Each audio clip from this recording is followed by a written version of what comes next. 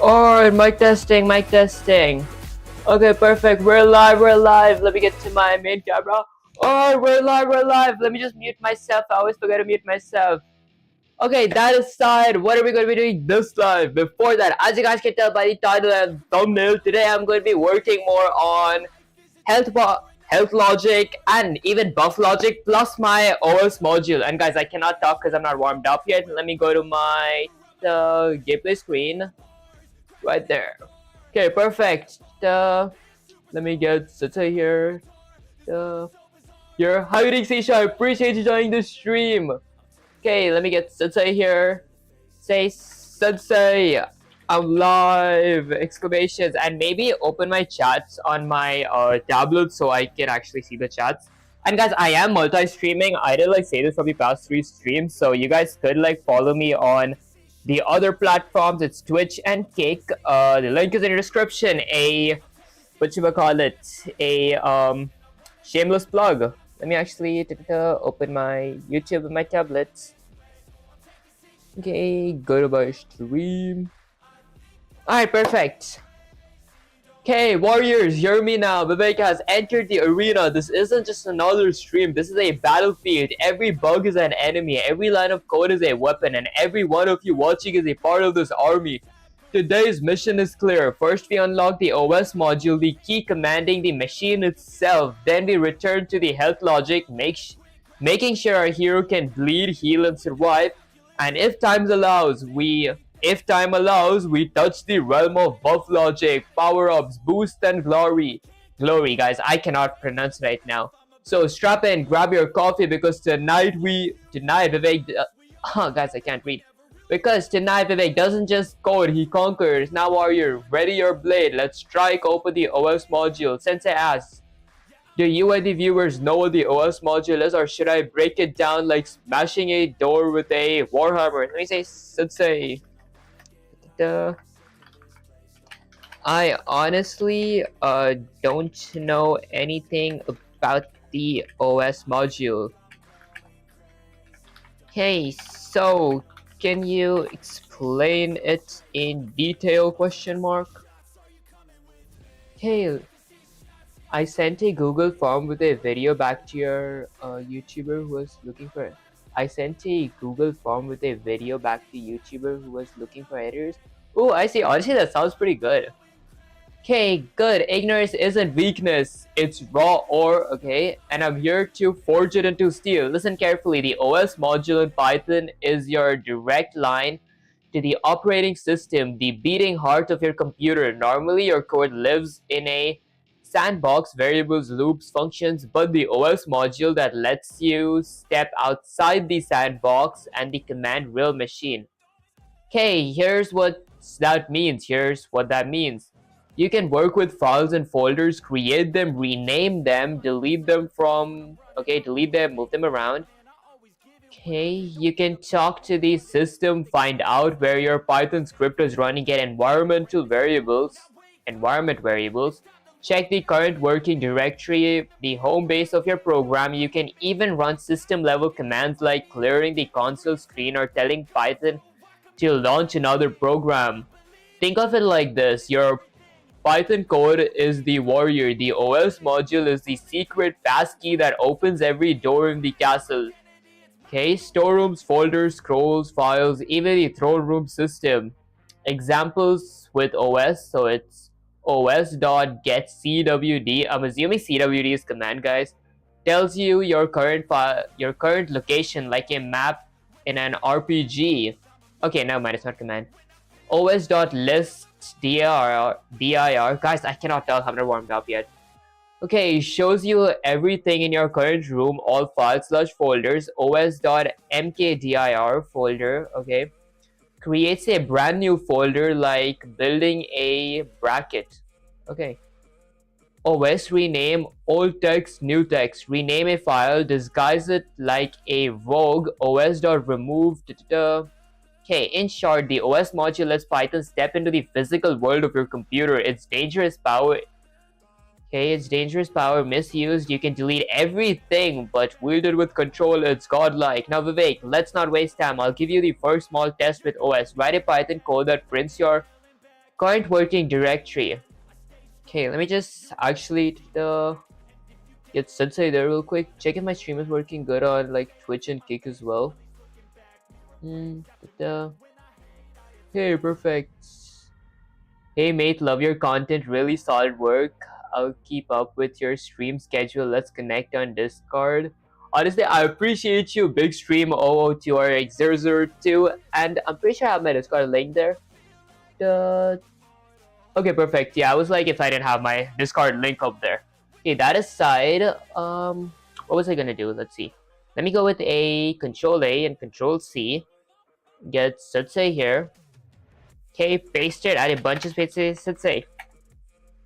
I was just wondering that does the OS module help me with the reset logic here? Question mark. Okay, because the reason I was actually trying to learn the OS module is because I thought that it's gonna like actually help me reset my whole game, so I wouldn't have to like create a separate reset function. Good instance, Vivek. Let me just select the response. We'll go with the longer response, I guess. Okay, sharp question, warrior. Let me cut straight through the confusion. The OS module is for level system operations, dealing with files, directories, and environment. It's about commanding the outside world, not the internal. Okay, reset your game. Your reset underscore game function is pure game logic. It just resets variables, positions, health, scores, and timers, things that live inside your code. That's not something the OS module is meant to handle. Where OS can help in a game context, if you want to restart the whole Python program instead of just resetting variables, for example, reload the entire script. Okay, want to load or save files like saving high scores to a text file or loading settings. Want to clear the console screen between rounds if you are building text-based stuff. So for your reset logic, the way you wrote it, okay, with a function is the correct path. Okay, no need to drag in OS. Oh, if you wanted to restart the entire game process from scratch, then yes, you could do something like import OS, define. I see. Okay guys, let me drink some water because I feel like I'm not doing well enough commentary today.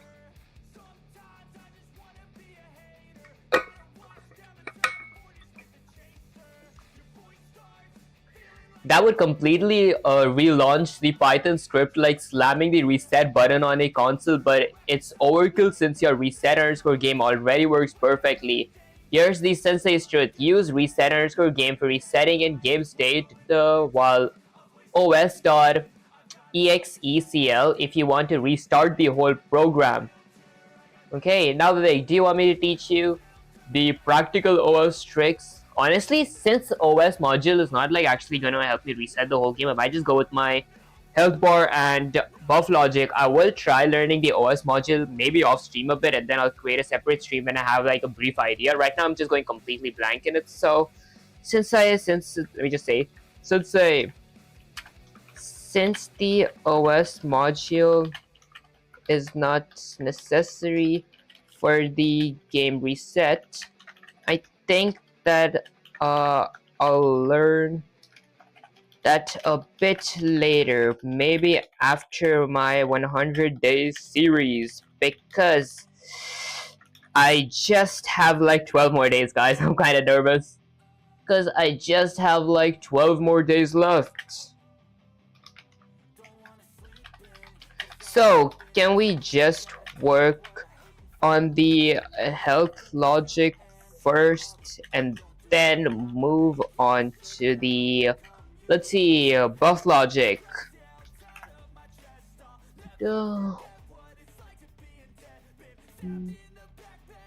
Just check if this works. Okay, perfect. Okay, that's my warrior speaking. You just slice through distraction like a katana through paper. OS can wait. Your health logic is your lifeline right now. Let's lock in the battlefield. Here's the thing. Okay, do you want your hero to take damage continuously while touching the enemy? Okay, let's get Sensei here. Honestly, let me actually write a code that I remember for the health logic, because guys, since I have my college stuff, I didn't actually have much time to actually work on my health logic off stream. That aside, okay, I just need the screen dot fills RGB because I always forget this. Okay, now let me start off by importing Pygame. And guys, if my commentary is kind of off today, I don't know, probably because I'm kind of burnt out and all that. That aside, you guys can ignore me if my commentary is not good. Okay, let me go ahead and import the random module, and then let me import the sys module, and lastly, let me import the time module. Okay, and then let me initialize Pygame by typing pygame.init, and then let me add my game variables, the game variables. Okay, so what all game variables do I need? I need a clock variable for my FPS control, so I'll go with pygame.time.clock, capitalized clock. Okay, and maybe I'll add a comment that says FPS controller. Okay, and then let me see. I'll need a FPS variable for my FPS also. That is 60. I will be having two NPCs for now, a skeleton NPC, so I'll go with a skeleton underscore NPC. Actually, skeleton collision. This is a collision flag for my skeleton NPC. Since I haven't collided yet, I'll set that to false, and one for my dragon underscore collision. Okay, I'll set that equal to false as well because I haven't collided with my dragon yet. I will need a gravity variable as well. I'll set that equal to 0.5. And honestly, I can't think of anything else, so let me go ahead and add my display now. For my display, I'll create two variables, a width variable and a height variable. I'll set my width variable to be 800, equal to 800, and height to be 600. Then let me go ahead and create a screen variable. I'll set my screen variable equal to pygame.display.set underscore mode. I'll set my mode to be in a tuple. My mode is going to be my width comma height. Okay, and then maybe let me add a caption as well. I'll go with pygame.display.set underscore caption. Okay, let's see, what could my caption be? Let's keep it something like, I don't know, Calamity 1.1. Guys, that's just a random name. Okay, and then let me go ahead and load my images. So what all images do I need? Cool, how you doing, Blue? I appreciate you joining the stream. Okay, so let me load images. To load images, what all images do I need? First, I would need my hero underscore image. I'll set that equal to pygame.image.load. Okay, what do I want to load? I'll give the file path of my hero image. So it's going to be game items followed by 2 forward slashes followed by player, 2 more forward slashes, my hero PNG. And since it is a PNG, I will convert it to alpha. There we go. Okay, maybe I shrink this a little, and then let me go ahead and add my skeleton PNG. So I'll go with skeleton underscore image. I'll set that equal to pygame.image.load. Okay, and I'll give the file path for my skeleton image. So let me just fix my typo. Okay, fix my typo here as well. Okay, so the file path is going to be my game item followed by 2 forward slashes followed by NPCs, 2 more forward slashes, and my skeleton PNG. I will convert this to alpha as well since it is a PNG. Okay, and then I would need my dragon underscore image. I'll set that equal to pygame.image.load. I'll give the file path. So my game items followed by 2 forward slashes followed by NPCs, 2 more forward slashes, my dragon PNG. And I will convert this as well. I'll actually convert it to alpha since it's a PNG. Okay, and then what else do I need? I'm going to be having random coins and meat spawn in my screen, so I would need a coin. So coin underscore image. I'll set that equal to pygame.image.load. Okay, my image path. So game items followed by 2 forward slashes followed by drops, 2 more forward slashes, gold coin PNG. Since it's a PNG, I will convert this to alpha. Okay, and lastly, let me go with let's go with my meat image. So meat underscore image, I'll set that equal to pygame.image.load. The file path, so game items followed by 2 forward slashes followed by meals, 2 more forward slashes, my meat PNG. Okay, and I will convert this to alpha as well. Okay, next up, I would need to transform and scale my images. So let me add a comment that says transform and scale. Okay, so for transform and scale, I will define a scale function. since I could like scale everything one by one, that would be a lot. So my scale function will have two parameters. First parameter is going to be image, second is going to be factor. Factor is basically the size. I'll set the default factor to be 0.1, and then I will return pygame.transform.scale. What do I want to scale? I want to scale my image. The size is going to be in a tuple. I'll go in a new line, then go with an integer to typecast my whole thing to an integer.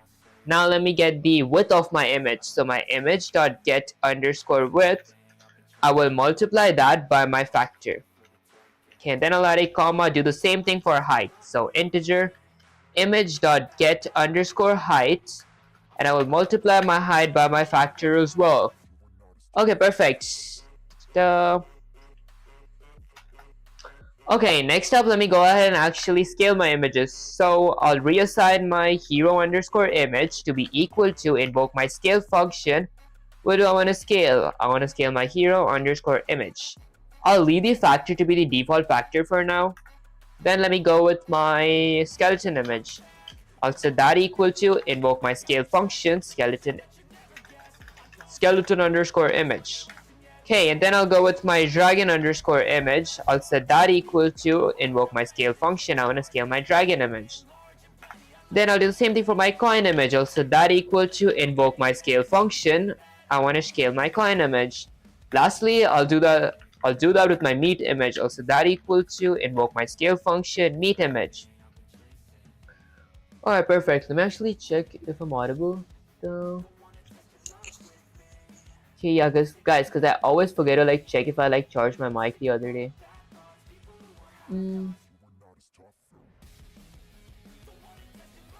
Alright, perfect.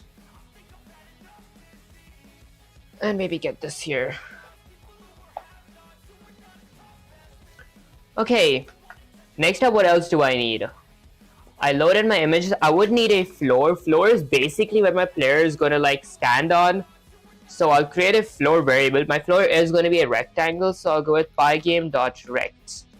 And I'll add the x-axis, y-axis, width and height of my floor. My floor's x-axis is going to be 0, y-axis is going to be something like 500, width is going to be my display's width, my window size, and lastly my size, let's see, my height is going to be, let's go with 200. I can like change these later. This is like just for visuals. And honestly, I might change my width and height to be 1000 by 650 for like a bigger window size. Okay, perfect. Okay, and then I would need score. So let me go with the score variable. Score is basically to track my player's score. So I'll set my score to be equal to 0 because my player starts with 0 score, and then I'll go with a score boolean variable. So that equal to false because my player hasn't scored yet. Then I'll go with a score_text_font variable. This is going to basically be the font that shows in my display or my screen. I'll set that equal to pygame.font.capitalized font. Hey, and then I would need a win logic. So I'll go with a win screen logic or just win screen. Okay, this is going to be if my player wins. So if my player wins, I'm going to import my win screen. So I'll go with win_screen_UI. I'll set that equal to I'll set that equal to pygame.image.load. I'll give the file path. So game item followed by 2 forward slashes followed by screens, 2 more forward slashes, my win screen PNG. Since this is actually not going to be a PNG, I will convert this. I won't convert it to alpha. I'll just convert it because this is basically going to be my entire window size.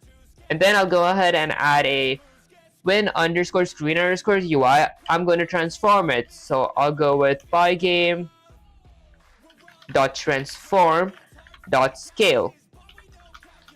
Okay, what do I want to scale? I want to scale my win screen UI. The size is going to be my display's width and my display's height. Okay, perfect. Let me do the same thing with my new screen, but before that, I would need a game_1 boolean variable. So that equal to false because I haven't won yet, and a game_1_text_font variable. This is going to be the font that's going to be showing in my screen when I win.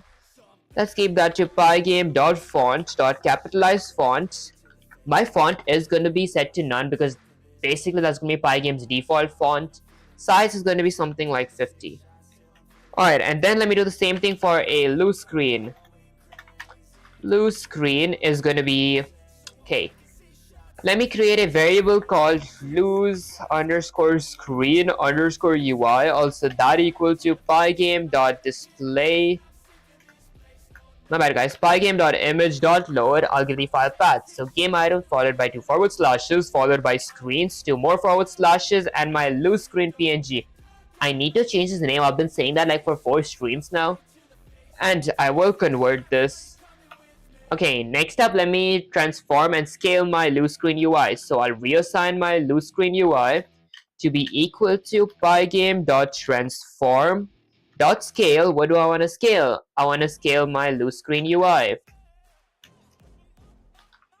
There we go. And the size is going to be my display's width and my display's height.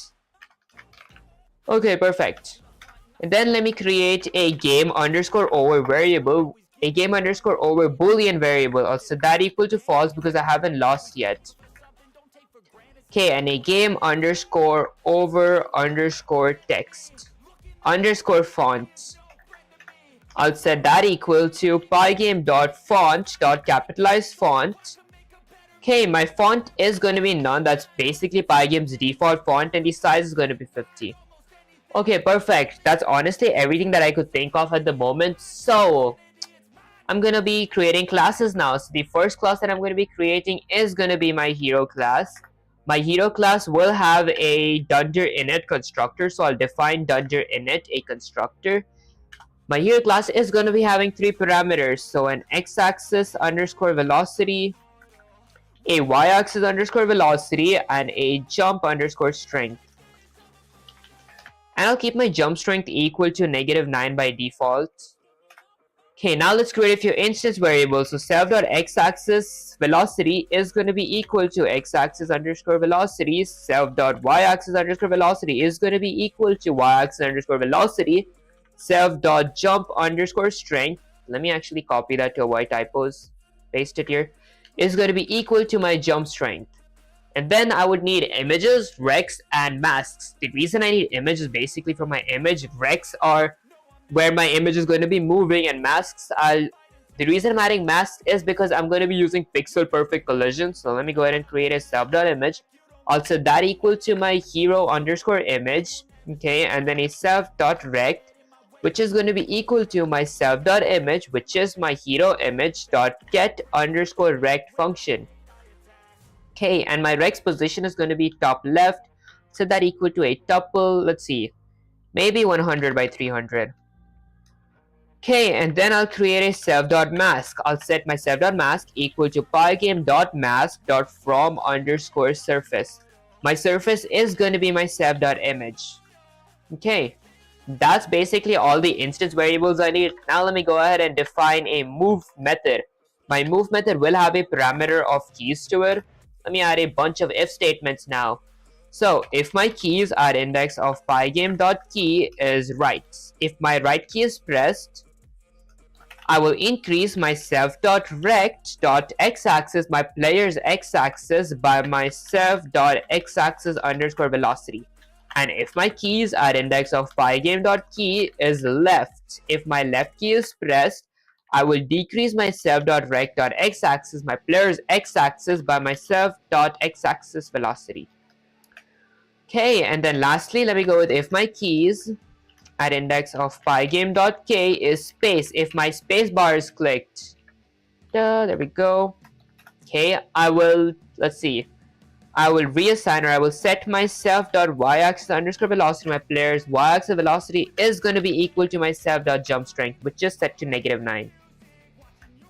Okay, I think I should have a trap method inside, a trap logic inside of my move method. So trap logic, this is basically going to trap my player on the window. So let me go with self.rect.x-axis, my player's x-axis.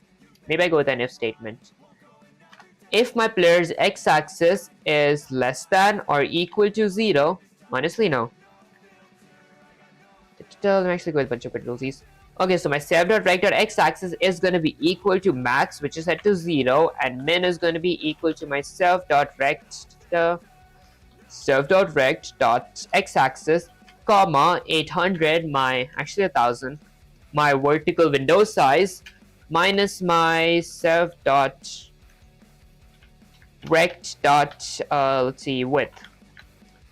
Okay, and then let me do the same thing with my y-axis. So self.rect.y-axis is going to be equal to max, which is going to be set to 0. Min is going to be set to self.rect.y-axis, comma 650. My vertical window size. I always mess up verticals and horizontals. Self.rect.height. Okay, perfect. That's basically it for my move method. Next up, let me go ahead and define. Let's see. What all methods do my hero need? He needs a move method. He would need an apply gravity method. So I'll create a apply underscore gravity method. Okay. For my apply gravity, I'll add an if statement. So if my self dot rect, actually I will increase my player's y-axis velocity. Self dot rect dot y-axis. I'll increase that by my self dot y-axis underscore velocity. And then I'll increase my self.rect.y-axis. This should be self.y.y-axis velocity. Increase it by my gravity. Okay, and then I'll increase my player's y-axis velocity by my self.y-axis velocity.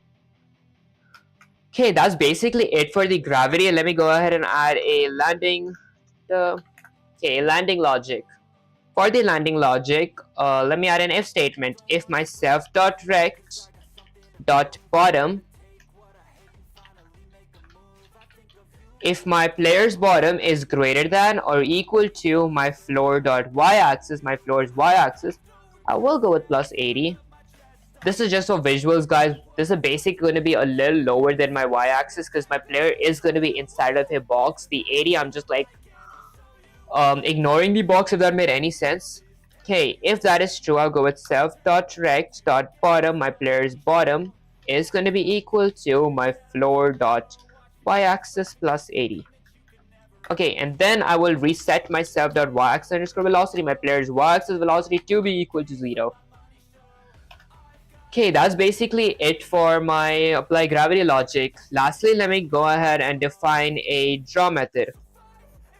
Excuse me, guys, my draw method will have a parameter of surface which is going to be screened by default. Excuse me again, guys. Let me go with a surface.blit. What do I want to blit? I want to blit my self.image, my player's image, and self.rect, my player's position. Okay, that's basically it for my hero class. Next up, let me go ahead and create a skeleton class. Okay, maybe a capitalized skeleton class. There we go. Okay, my skeleton class will also define a dunder init constructor, which is gonna have, and myself, my skeleton class will have two parameters, x-axis velocity and y-axis velocity. Now let me go ahead and create a few instance variables. So self.x-axis velocity equals to x-axis velocity. Okay, self.y-axis velocity is going to be equal to y-axis velocity. Okay, I would need images, recs, and masks as well. So self.image equals to my skeleton image. The self.mask equals to, let me go with rect first. Self.rect equals to my self.image, my skeleton image. Dot get underscore rect. Okay, and the position is going to be top left, also that equal to a tuple of, let's see, maybe 500 by 350. Okay, and lastly, let me create a self.mask. I'll set that equal to pygame.mask.from underscore surface. My surface is going to be my self.image. Although there's actually one thing that I want to ask Sensei, so let me copy this part. Actually, I can just go with the Control A, Control A, Control C. Guys, there's nothing related to the code. I just want to see if I can use multiple inheritance because I don't have any practice with that. Add a bunch of space and say Sensei. So I was working on my code, although there was although I just realized that there's a lot of repeating. So can I use multiple inheritance? Or actually, can I just use inheritance to substitute the self.image, self.rect, and self.mask instance variables question mark? I'm kinda new / bad with this topic, so can you explain it in detail question mark? Okay, let's see. Thinking longer for better answer. Guess I drink some water.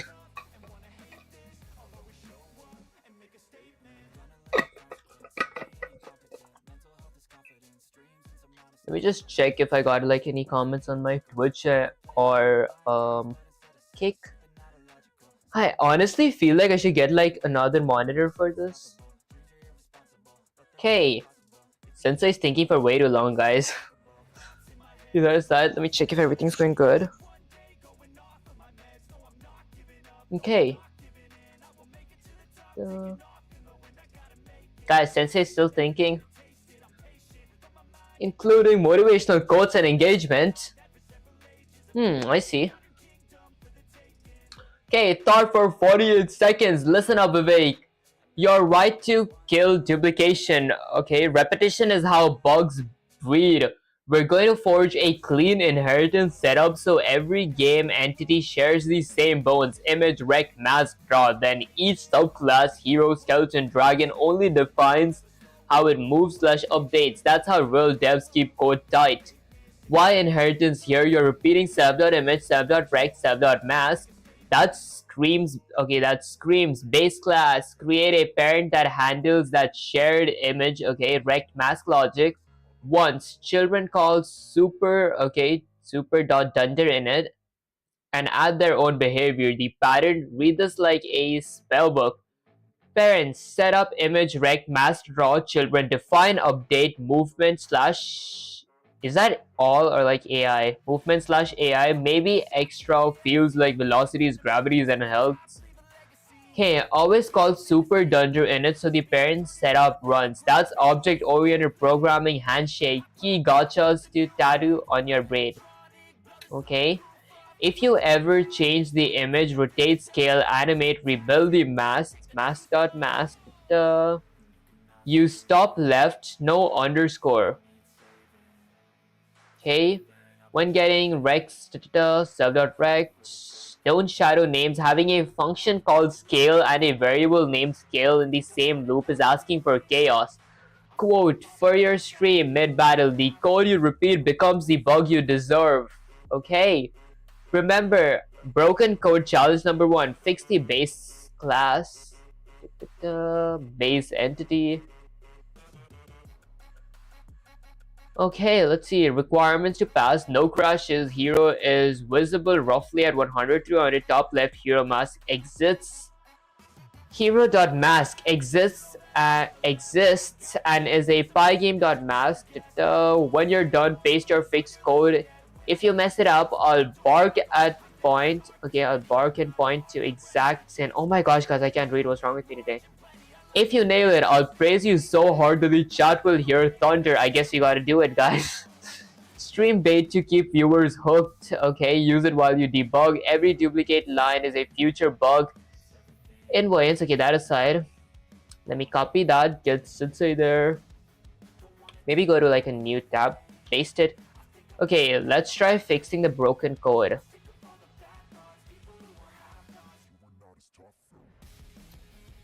Super dungeon in it, so let's read the code. So we imported pygame, initialized pygame, added our mode. Okay, define scale. Okay, that's width and that's height. Return pygame.transform.scale. Base class. So we created a class called base entity. We gave it pygame.sprite.sprite. I honestly didn't learn about these sprite.sprite functions.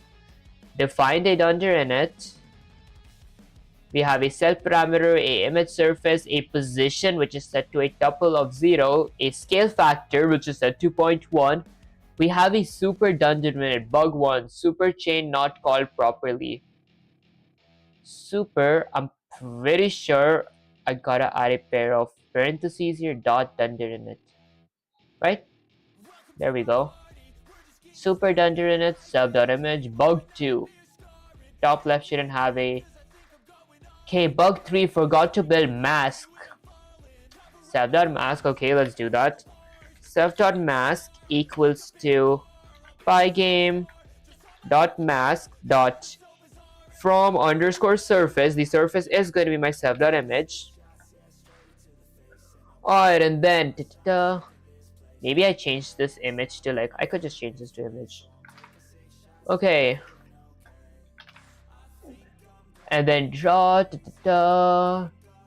So I added draw function, added a parameter of surface, surface.blitz, self.image, self.rect. We created a hero class. It inherited our base entity classes, methods, and attributes. We defined a dungeon init that has a image parameter, bug 4, wrong argument order, missing args. I'm pretty sure quarks goes before args, so that part's correct. Scale underscore factor. Okay, missing argument. I didn't add my position argument. So this isn't valid. Let me remove that. There we go. My scale factor is going to be 0.1 for now. Okay, we created an x-axis velocity, a y-axis velocity. Define update, self keys. If keys at index of pygame key is running. Okay, honestly, that sounds pretty good. That looks pretty good. So is that all that we need to do?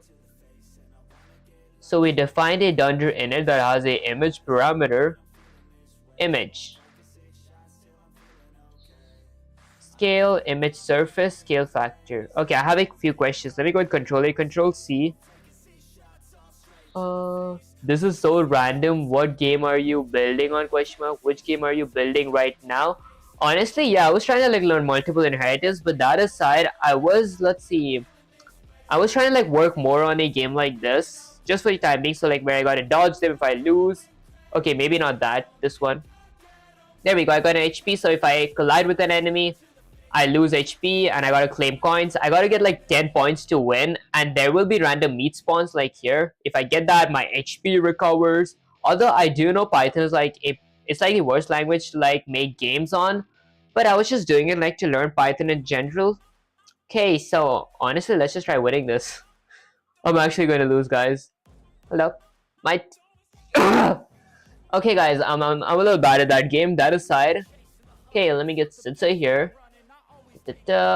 Paste it, add a bunch of spaces and say, Sensei, I feel like I fixed it, although I didn't understand the key concept of the multiple inheritance parts. Like, guys, ignore my typo. So I didn't understand the key concept of the multiple inheritance. Okay, guys, I cannot spell. Okay, so like, how do I load my player / hero image? Dot. Okay, let's see, Vivek, you did it. You patched every single bug. I don't take credit for that score, guys. That was like, I got all the errors there. It was like written as comments. You patched every single bug in there. No crashes, hero on screen, mask build. That's a clean kill. Now, about your collision with multiple inheritance and loading images for the hero. Let's slice that confusion in half. Key object-oriented programming concept, parent versus child. You didn't actually do multiple inheritance here. Just single inheritance. Hero inherits from base entity. entity inherits from pygame.sprite.sprite. I was gonna ask that question because I never like heard of sprite.sprite. That's a chain of inheritance, not multiple. Multiple inheritance is when a class inherits from two or more parents at once, like okay. Load images with inheritance. Right now, you built a pygame.surface rectangle for testing in your real game. You replace that with your sprite image here.png. Okay. Notice how clean this feels. You only pass the image into hero. The parent base entity handles scaling, rect, and mask creations. No duplicate lines in every line. If you want scaling too, you can do the. Okay, let me say. Sensei, I think I understand a little. Although I've never heard of the pygame.sprite.sprite function. Or Vivek, listen closely. This is the sword you need to grab before any battle. Pygame.sprite.sprite is not a function, it's a class. Think of it as a blueprint provided by Pygame for anything that's going to move, collide, or be drawn on the screen by inheriting from it. You get built-in support for groups. You can put all your enemies in pygame.sprite.group and call group.update or update.draw instead of looping manually. You get collision helpers, pygame.sprite.sprite collision and pygame.sprite.group collide can check collisions between sprites automatically. You get standard structure image, okay, what is drawn, rect, where it is, mask, pixel perfect collision, optional but powerful. Without pygame.sprite.sprite, you have to manually manage every rect, every draw, every collision. It works, but it's like chopping down trees with a butter knife instead of a chainsaw. Okay, example hero, and as a sprite, the hero pygame.sprite.sprite define dungeon in it. We have two parameters, image and a position. Super dungeon in it, always call super to initialize sprites. Okay, I see. Self.image equals to image, self.rect equals to self.image.get underscore rect. My position is going to be top left, at which is going to be equal to 100 by 300 position. Self.mask, which is going to be equal to pygame.mask.from surface. My surface is going to be my self.image. Self.x-axis velocity, y-axis velocity, define update. Notice how clean it is. Now you can put your hero into a group. Okay, all sprites equals to pygame. Vivek, here's the sensei truth. Master the sprite and the battlefield bends to your will. Stream hook. Every line of code you inherit is a line of sweat you don't have to shed again. Okay, watch closely. This is how real devs dominate their arena. Okay, I can rewrite your hero skeleton fully with sprite.sprite. I honestly think I need some more practice with sprite.sprite. I think I'm trying to get like the basic idea on what it means. What happens if I like run the command? Okay. I see, so my sprite does move. Okay, so I drew the case. Let's see. I didn't have a graphics. Okay, image pygame.surface. I did learn about the SRC alpha. Is that how you pronounce it? Or like scar alpha. Okay, pygame.draw.rect. Trying to process on how this works because we created a base entity class that had a parameter of pygame.sprite.sprite. Might have to work some of this off stream. That aside, I think I'll just work on it manually this stream. Next stream I might go with the multiple inheritance. Okay, so let me go ahead and define a automate method as well for my skeleton. Okay, for my automate method, I'll go with my self.rect.x-axis. I'll increase that by my self.x-axis underscore velocity. Then let's see, actually I will decrease that. Then let me go with a loop. Okay, so if my self.rect.x-axis, if my enemy's x-axis is less than or equal to negative, let's say 100, okay, then my self.rect.x-axis is going to be equal to 850. Actually 1150, or just 1050 for now. Okay, and then let me go ahead and define a draw method. Okay, my draw method will have a parameter of surface which is going to be set to screen by default. Then let me go with a surface.blit. I'm gonna blit my self.image and my self.rect. Okay, that's basically it for my skeleton class. Let me go ahead and create a class for my dragon as well. Okay, my dragon class will have a Dunger init constructor with a x-axis velocity and a y-axis velocity parameter. Then I'll create a few instance variables. Self.x-axis underscore velocity equals to x-axis velocity. Self.y-axis underscore velocity equals to y-axis underscore velocity. Next up, let me create images, recs, and masks. So self.image equals to my dragon image. Self.rect equals to my self.image, my dragon image. Let me maybe add a space here. Remove a space from there. Okay, dot get underscore rect function. Okay, the position is going to be top left, which is going to be equal to a tuple of, let's see, I think I'll go with 500 by 100. Okay, and then let me create a self.mask. I'll set my self.mask to be equal to pygame.mask.from underscore surface. Okay, my surface will be my self.image. Alright, and then let me go ahead and define a automate method. Okay, my automate method is gonna have a self.rect.x-axis. I will decrease that by my self.x-axis underscore velocity. Then let me work on the loops. So loop, this is basically gonna be if my dragon exits or leaves my window, he's gonna spawn back on my window. So if my self.rect.x-axis is less than negative 100, I will spawn him. Self.rect.x-axis is going to be equal to 1050. Okay, that's basically it for my loops. Then let me go ahead and define a draw method again. I need to actually learn multiple inheritance like ASAP. Okay, which is going to be having a surface of screen by default. Alright, then I'll go with my surface.blit.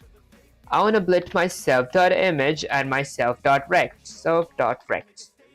Okay, perfect. That's basically it for my dragon class. Next up, let me create a class for my drops as well. Okay, capitalize drops. This is basically going to be like the gold coins. Before that, let me drink some water.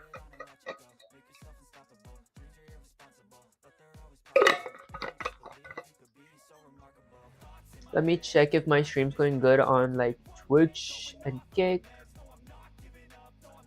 Okay, perfect. So let me check if I'm audible. Alright, perfect.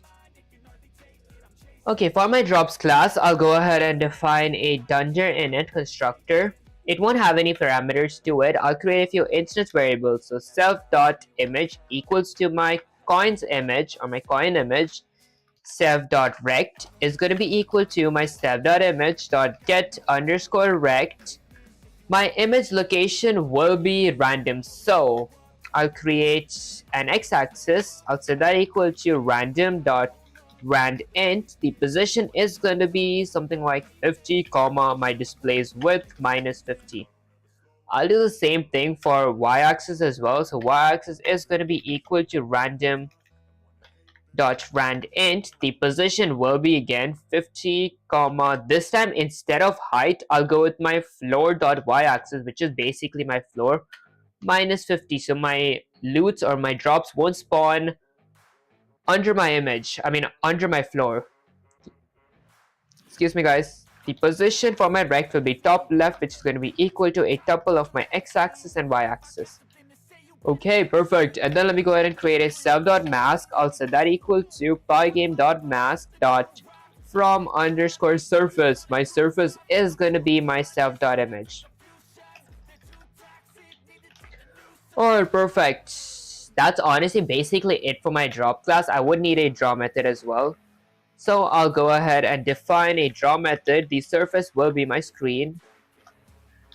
Okay, okay, it's going to be having a parameter of surface, which is going to be equal to screen by default.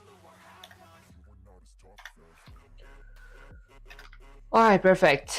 And then let me go with surface.blit. I want to blit my self.image and my self.rect.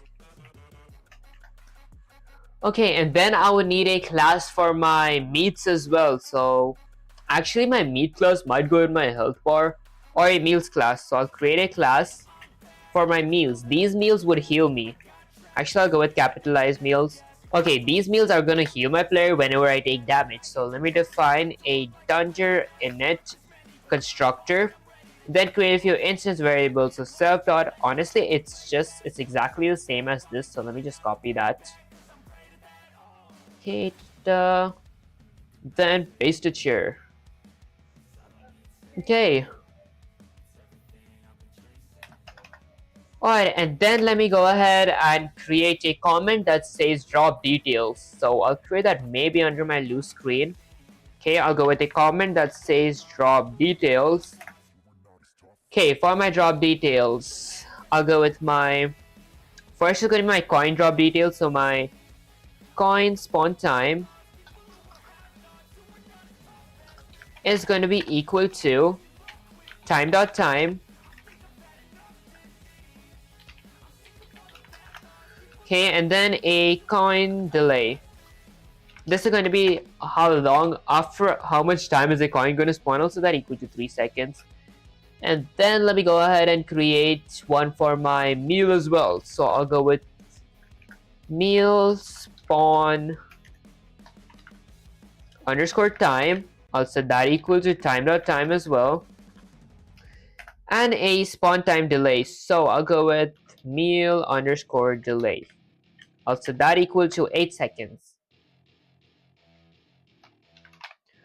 Okay, there we go. I'm pretty sure I need an empty list of meals, so I'll create meals equals to a list. Alright, that's honestly all that I need. Let me go ahead and create a few objects now. So I'll create an object for my hero class. So a hero object, I'll set that equal to my hero class. Okay, and I'll fill in the parameters. I need an x-axis velocity, y-axis velocity, and jump strength. So I can go with 5 pixels per frame, 5 pixels per frame, and I'll leave the jump strength to be default. Okay, and then I'll go with a skeleton underscore, actually just a skeleton object, which is going to be equal to my skeleton class. X-axis velocity is going to be 5 pixels per frame, y-axis velocity is going to be 5 pixels per frame as well. A object for my dragon. Okay, a dragon object is going to be equal to my dragon class. The parameter is going to be around 6 and 6. Okay, I would need one for my drops class. So let's see, I'll go with coin drop or a coin class. Okay, my coins class is going to be equal to a list of my drops class, because I might add more drops as well. Okay, and lastly, a meals class. So my meals class is going to be equal to a meal object, actually. Honestly, I'm pretty sure my meals object should be equal to my meals class. Okay, that should be correct. Then let me go ahead and create my game loop. For my game loop, I'll create a is underscore running boolean variable, which is going to be set to true. Okay, and then I'll add a while loop. So while is underscore running, while my program is running, or while my is running is set to true, I will add keys. So keys equals to pygame dot key dot get underscore pressed. Okay, and then I'll go with let's see, a screen dot fill. Okay, I want to fill my screen with a color. Let me actually go to my old projects and copy the RGB color, because I could like go online and check the RGB color for my screen, but this is like much easier. Let me just copy that, go here, paste it. Okay, and then next up I would, let's see, let me go ahead and add a collision logic. So collision detection for hero and NPCs. Okay, for my collision detection, since there are multiple NPCs, let me go ahead and define a collision underscore detector function. Okay, perfect. Let me just fix my typo. Okay, my collision detector function will have a few parameters like my hero name or my player name. Let me go with player. My player name, my enemy name, my player class. Actually, enemy underscore name, then a collision flag.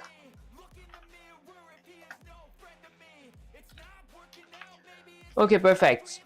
And then let's see, since I'm going to be using pixel perfect collision, I'll create offset. So offset underscore x-axis is going to be equal to my enemy dot rect dot x-axis minus my player dot rect dot x-axis. For my offset y is going to be the exact same thing. I'll just switch or replace x's with y's. So offset underscore y-axis equals to enemy dot rect dot y-axis minus player dot rect dot y-axis. And then I would need a overlap variable. So overlap equals to enemy. Actually, I'll go with my player. So my player dot mask. This is where we're going to be using our player mask. So if my player mask overlaps with my enemy mask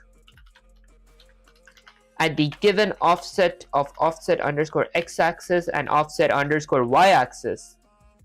Okay, that's honestly pretty much it. Then let me add an if statement. So go here, add an if statement. So if overlap, okay, if overlap is set to true, if that condition is met, and if not collision flag. Bro, you mismatched the one and offset for the player dot rect. Oh shoot, my bad guys. I appreciate the catch. To worry. That, yeah guys, I'm actually kinda, I gotta pay more attention. Probably gotta be more hydrated. Okay, although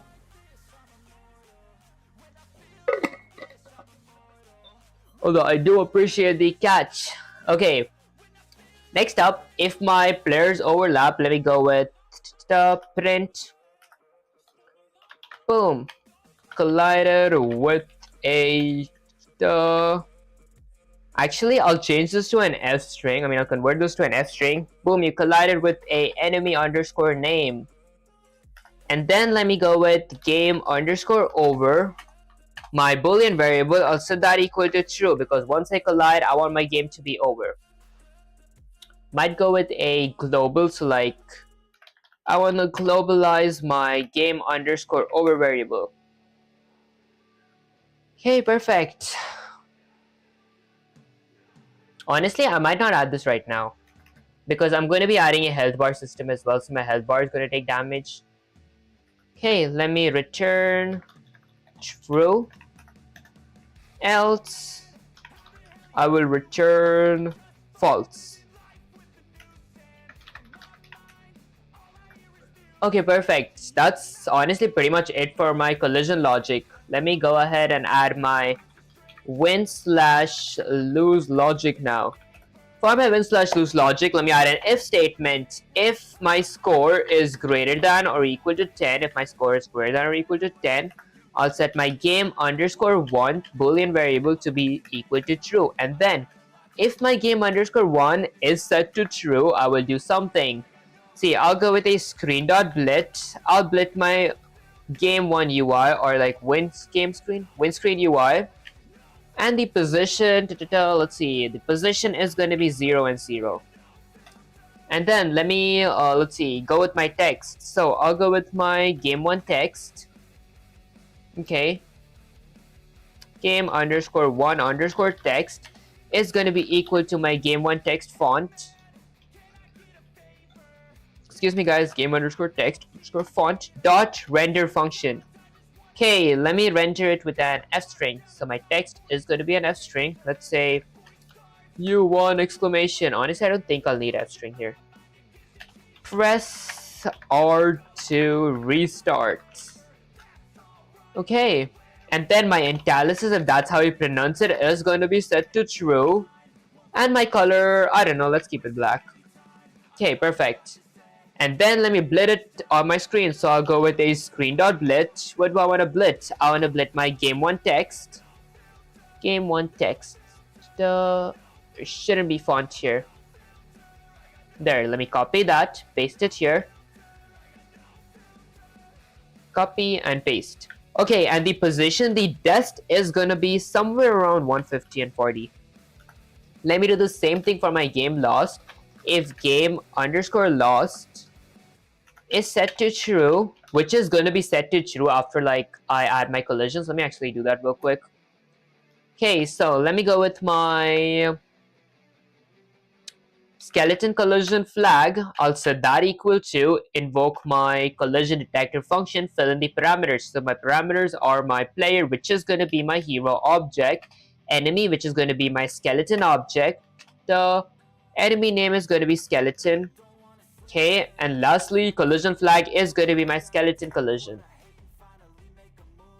Maybe I gotta like get that there. There we go. Let me do the same thing for my dragon collision as well. So I'll go with dragon collision, I'll set that equal to invoke my collision detector. I'll go with my hero object, my dragon object. Enemy name is going to be dragon. Maybe in pair of double quotes. Okay. Lastly, my collision flag is going to be my dragon collision. Guys, did I like miss something here?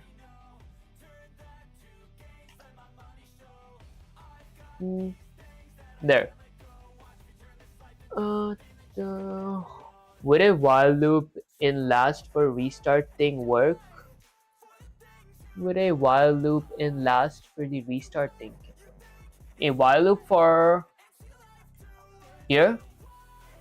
Yeah, I'm pretty sure like we need the while loop here is because if we didn't have the while loop, the display would still spawn, but it would be like for a split second and then it would go. The reason I add a while loop here is so the display it like never disappears or like it never goes unless we add a event loop. If the event loop is quit, we set it to be equal to false. Okay, and if my game lost, if game lost, I will go with a screen.blitz. Namaste. How are you doing? Fed up. See guys, I apologize, I cannot pronounce names. I'm completely illiterate when it comes to like pronouncing names. Although, how are you doing? How are you doing? I appreciate you joining the stream. I'll go with screen.split. I want to blit my loose screen UI at the given dest of 0 and 0. Okay, and then let me go with a game underscore lost underscore text underscore actually just text. I'll set that equal to my game lost text font dot the render function. Let me render a text. My text is going to be you lost exclamation. Press R to restart. And then my italicus, if that's how you pronounce it, is going to be set to true. My color is going to be black.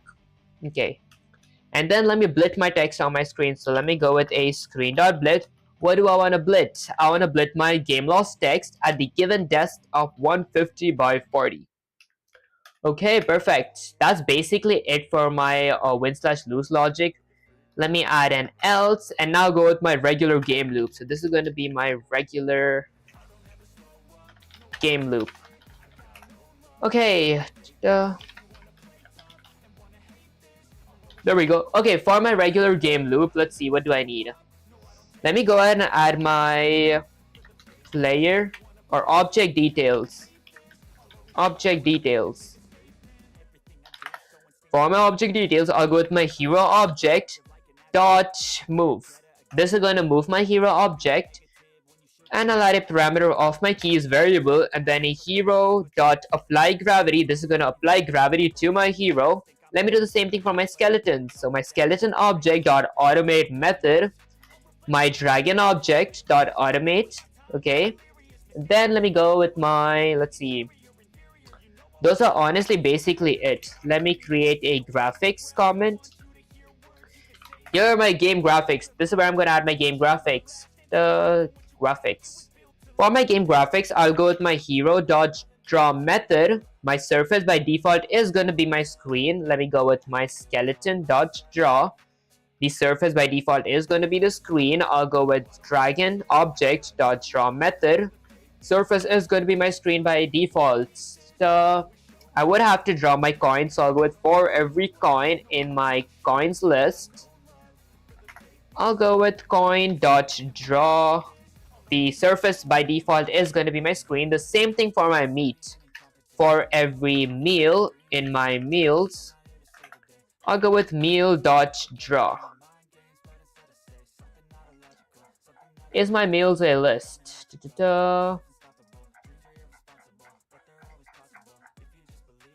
Okay, meals is an empty list, so I should be able to iterate over it.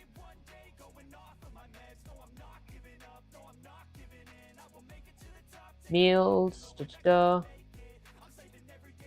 Okay, it does work. Never mind. Check if I have the draw method. Okay, I guess we'll see. I could add this later as well. Then let me go ahead and draw my floor. So I'll go with pygame.draw. Pygame.draw. .rect. My floor is going to be a rect. Floor is basically where my player is going to be standing on. The surface is going to be screen. The color, I do not remember the RGB color, so let me just take a look here.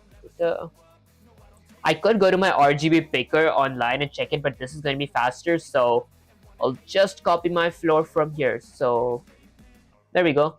That's the RGB color for my floor. I'll add a tuple, paste it, and my floor's attributes is going to be my floor variable. That's honestly pretty much it for my graphics. Let me go outside my else clause here and add a comment that says event loops. This is where I'm going to have my event loops. So let me iterate over all Pygame events. So for every event in my pygame.event.get, this basically gets all the Pygame events. I'll look for a specific type of event. If my event.type equals to pygame.all uppercase quit, I'll set my is_running boolean variable to be equal to false. Okay, add a colon there. Hello, what are you making? Honestly, I'm just trying to master the health logic and the buff logic in Python. So like, this was like a reference game that I made last stream. So I got like dodge the enemies, collect the coins. If I touch the NPC, I lose a health bar. And randomly every 8 seconds a meat spawns in the screen. If I collect that meat, I get my HP back. That was like basically it. I do want to add buffs and everything, like special buff potions. If my hero like claims a buff potion, he gets special powers for a set amount of time, if that made any sense. Although, how you doing, Dev Mindset? I appreciate you joining the stream. Okay, and then let me go ahead and add a if statement for my keys. So if my event.type equals to pygame.keydown, if my key is pushed down, this is basically going to be for my reset. Like if my player loses the match and he hits R, the game resets. And a tuple of game lost or game_1. There we go. Okay, I'll look for a specific type of key down. If my keys if my event dot key equals to pygame.k lowercase r, if my r key is pressed, let's see, I'll go with my reset game. For now, I'll add pass as a placeholder because I don't know what all do I have to reset.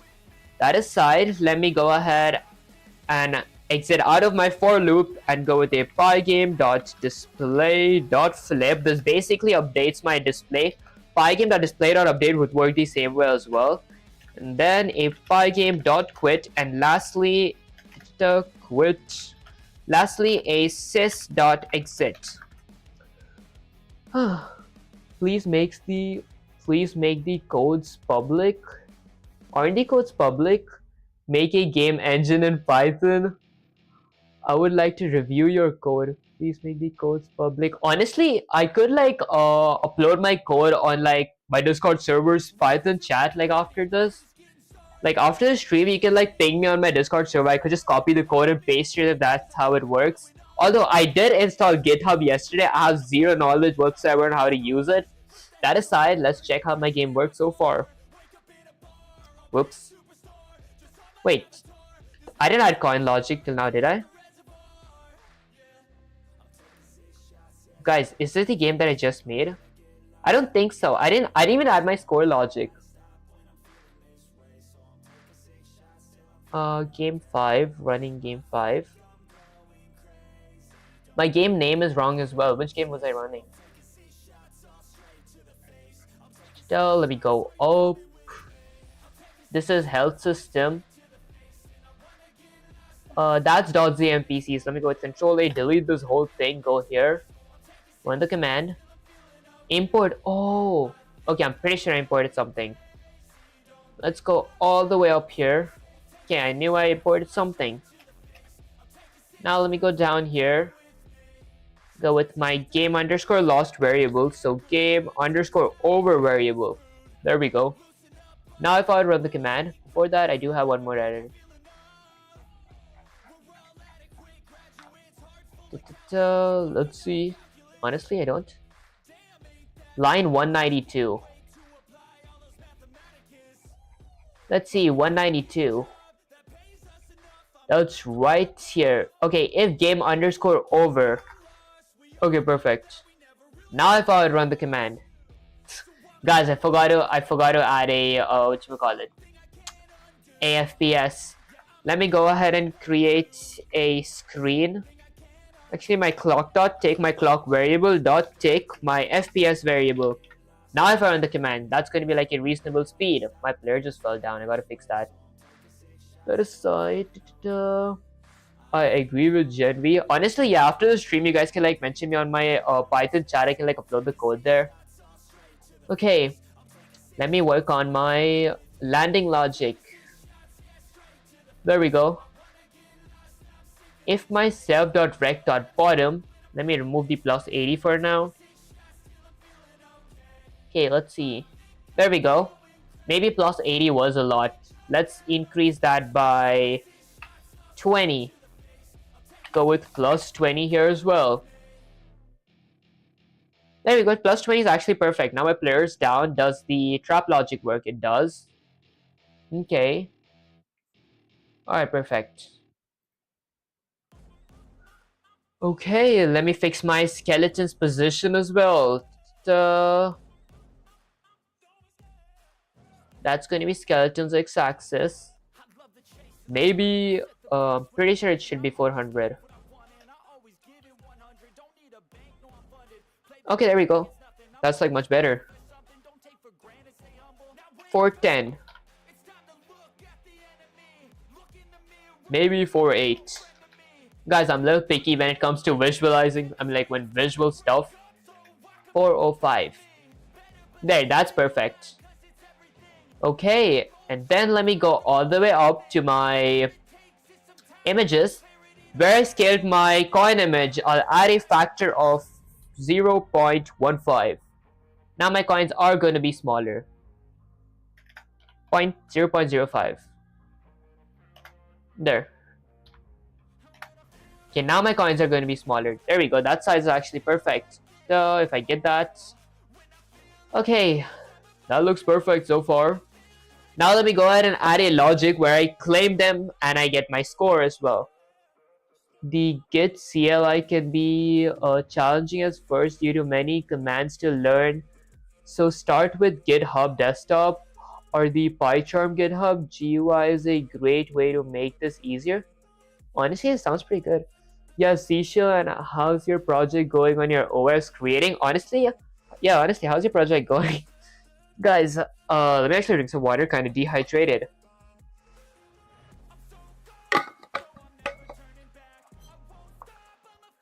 Okay, so for my scoring logic, I'll go right above my graphics and I'll create a coin collision. So a coin collision detector or detection. Okay, this is basically going to detect if my player collides with my coin. So for that, let me go with, let's see. Let me define. Honestly, I don't think I got to define. I'll just iterate over my coins. So for every coin in my coins. Okay, let's see. For every coins in my list of coins, add index of a colon that basically duplicates them because I am going to be removing my coin once my player collides with it. Let's see. I'll go with offset. So offset underscore x-axis is going to be equal to pygame dot coin dot rect, my coins rex, x-axis minus my hero dot rect dot x-axis for my offset underscore y-axis. That's going to be equal to my coin dot rect dot y-axis minus my hero dot rect dot y-axis. Okay, coin dot rect dot y-axis equals to, and then I'll need a overlap variable as well. My overlap is going to be equal to my hero.mask. So my hero.mask.overlap. So if my hero mask overlaps with my coin.mask at the given offset of offset underscore x-axis and offset underscore y-axis. Okay. A tuple. There we go. Okay, and then I'll add an if statement. So if overlap, if my player did overlap with my coin, I'll go with something. Let's see. I'll increase my score by 1, score plus equals to 1, and coins dot remove coin. Okay, perfect. Now let me add a scoring logic. Pretty sure it should be outside my for loop, so go with score logic. This is gonna randomly now spawn my coins, so I'll go with if time.time minus coin spawn time is greater than my spawn time delay.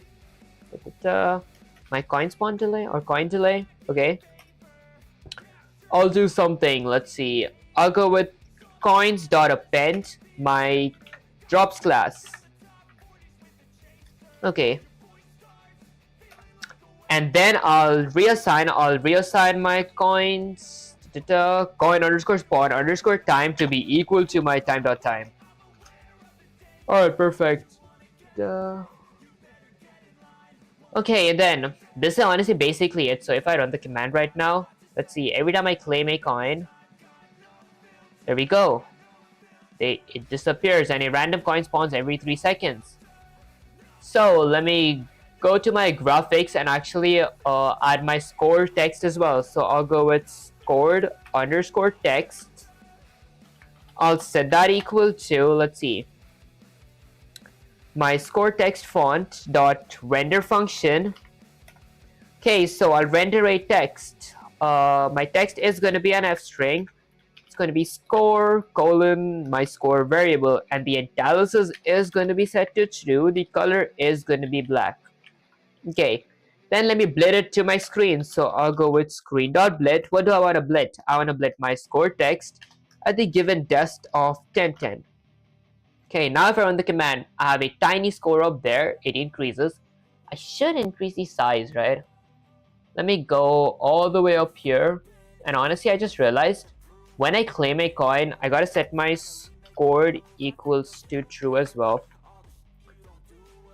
Okay, let's check if my... There we go.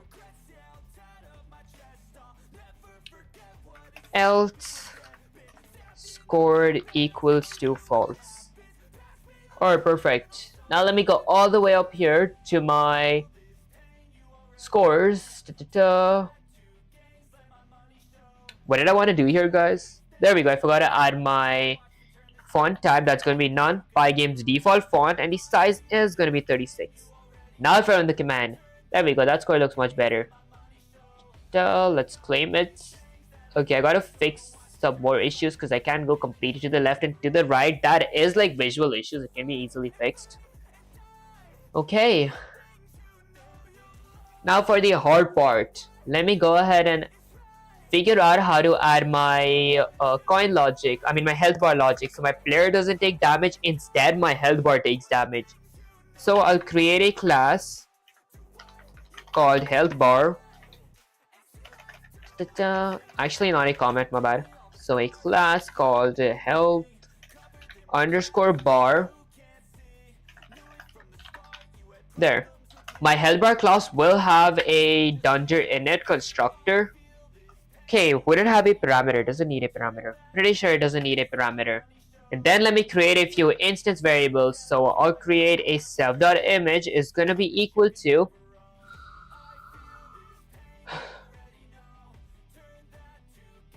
okay, actually, I think I might need a self.hp underscore path. My self.health bar path. That's going to be equal to a dictionary. Okay, let's see. So 0 HP is going to be pygame.image.load. I'll give my file path. So my file path is going to be game item followed by 2 forward slashes followed by health bar, 2 more forward slashes, my 0 HP health bar. And since it is a PNG, I will convert it to convert underscore alpha. Then I'll do that 5 more times. So my 20 HP health bar is going to be set to pygame.image.load. Okay, my image path, my file path is going to be game items followed by 2 forward slashes, health bar, 2 more forward slashes, this time 20 HP PNG. And I'll convert it to alpha. Maybe to make things easier, I might just copy that. Go to a new line, paste it. That's going to be 40 HP, 60 HP, 80 HP, or 80 HP, 100 HP. Okay, if my calculation is correct, that should be all I need, guys. Let me change that to 40. Change that to 40. Okay, change that to 60, change that to 60, change that to 80, change that to 80, and lastly, change that to 100. Okay, my math was correct, 100. Alright, perfect. And then let me go ahead and create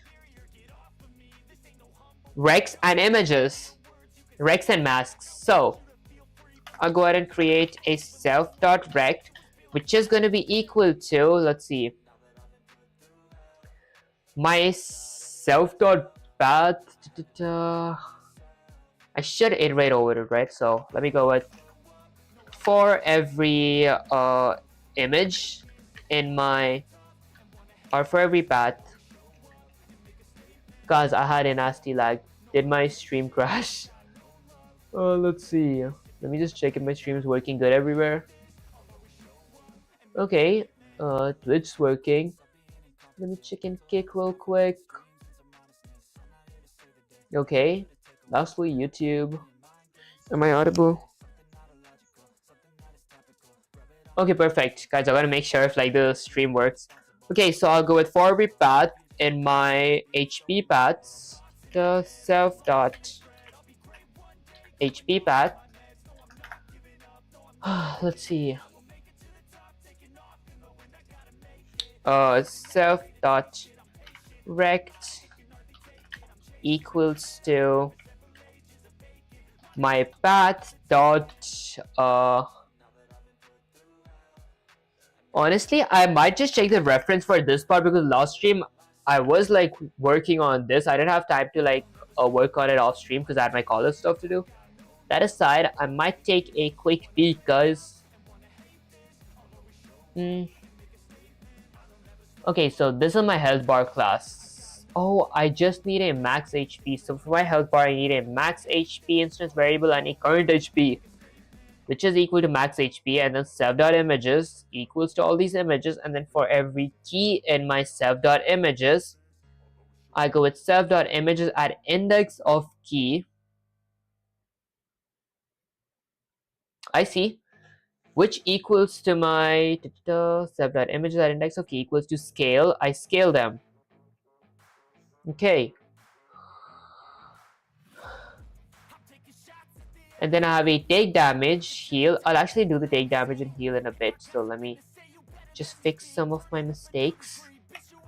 So I'll need two variables. I'll have like a max underscore HP parameter, which is going to be set to 100 by default. Then I'll need a current underscore HP variable, self.current HP. My bad, guys. Self.current underscore HP, which is going to be equal to max HP, because my current HP is going to be max HP. And then I'll need a self.max underscore HP, which is going to be equal to my max HP as well, which is set to 100 by default. Then I have my HP paths here. Okay. And then for every key in my, path would work as well, key works as well. For every key in my self.HP path, hi, how are you doing, Goku Uzumaki? I appreciate you joining the stream. Okay, for every key in my self.HP path, let's see, what was it that I had to do? I had to go with self.HP path at index of my key, okay, equals to invoke my scale function. I want to scale my self.HP path at index of key. Okay, that's honestly basically it. And then let me go ahead and define another function for take underscore damage, because my HP bar will take all the damage. Okay, it will have a parameter of amount to it. Let's see if I remember this part. So I'll go with self.current HP. I'll set that equal to max, which is going to be 0, because my HP can't go below 0. And then I'll go with max underscore HP, so self.max HP minus my amount. There we go. Okay, I'm kind of shocked I actually remembered that part. Then let me go ahead and define a heal method as well. This is going to be my player healing. My heal method will have a amount as well. There we go. Okay, and then I'll go with self.current HP. My player's current HP is going to be equal to min this time, which is going to be set to 100. My player can't have more than 100 HP. Then current HP plus my amount. Okay. That's honestly basically it. Let me go ahead and define a draw method now, which is going to have a parameter of... Okay, this was actually a kind of confusing part. I'm going to be having a surface parameter, which is going to be set to screen, and a hero underscore rect parameter as well. My hero's rectangle, which is going to be equal to none. Okay, now I'm pretty sure I got to have x-axes and y-axes. Okay, so if hero, so my HP underscore key, I create a new variable called HP underscore key. I set that equal to max, and then have a conditional expression. So for every k in self.images.keys, if my key is less than or equal to my self.current HP, I return key. Then I create an image variable set that equal to self.images at index of HP key. Okay, that was honestly a lot to process what just happened. So I create a new variable called HP keys. I set that equal to max for every key in my self.images. Okay, that is called self.images, I see. Dot the keys function. This basically gets the keys, which is 0, 20, 40. I see. If my key is less than or equal to current HP image equals to self. Oh, I see. Okay. Okay, so let's do that part first. So I'll create a HP underscore key variable. I'll set that equal to max. Now a conditional expression for every key in my, let's see, in my HP path. Let me copy that. In my self.hp path, if my hp-path.keys. Okay, this gets all the keys from my HP path. If my current HP, so if my self.current HP is less than or equal to my self.hp underscore path, what's that? If my key is less than or equal to my current HP, okay. If my key is less than or equal to my self.current HP, okay, I will return my, let's see, my key. Okay.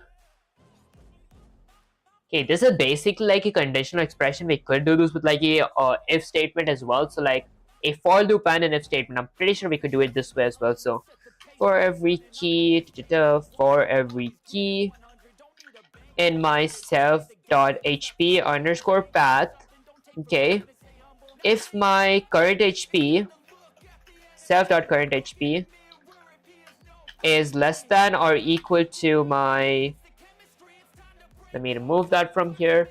If my key is less than or equal to my self.current HP, I will go ahead and go with my key, or like blit key, print key, return key, return key.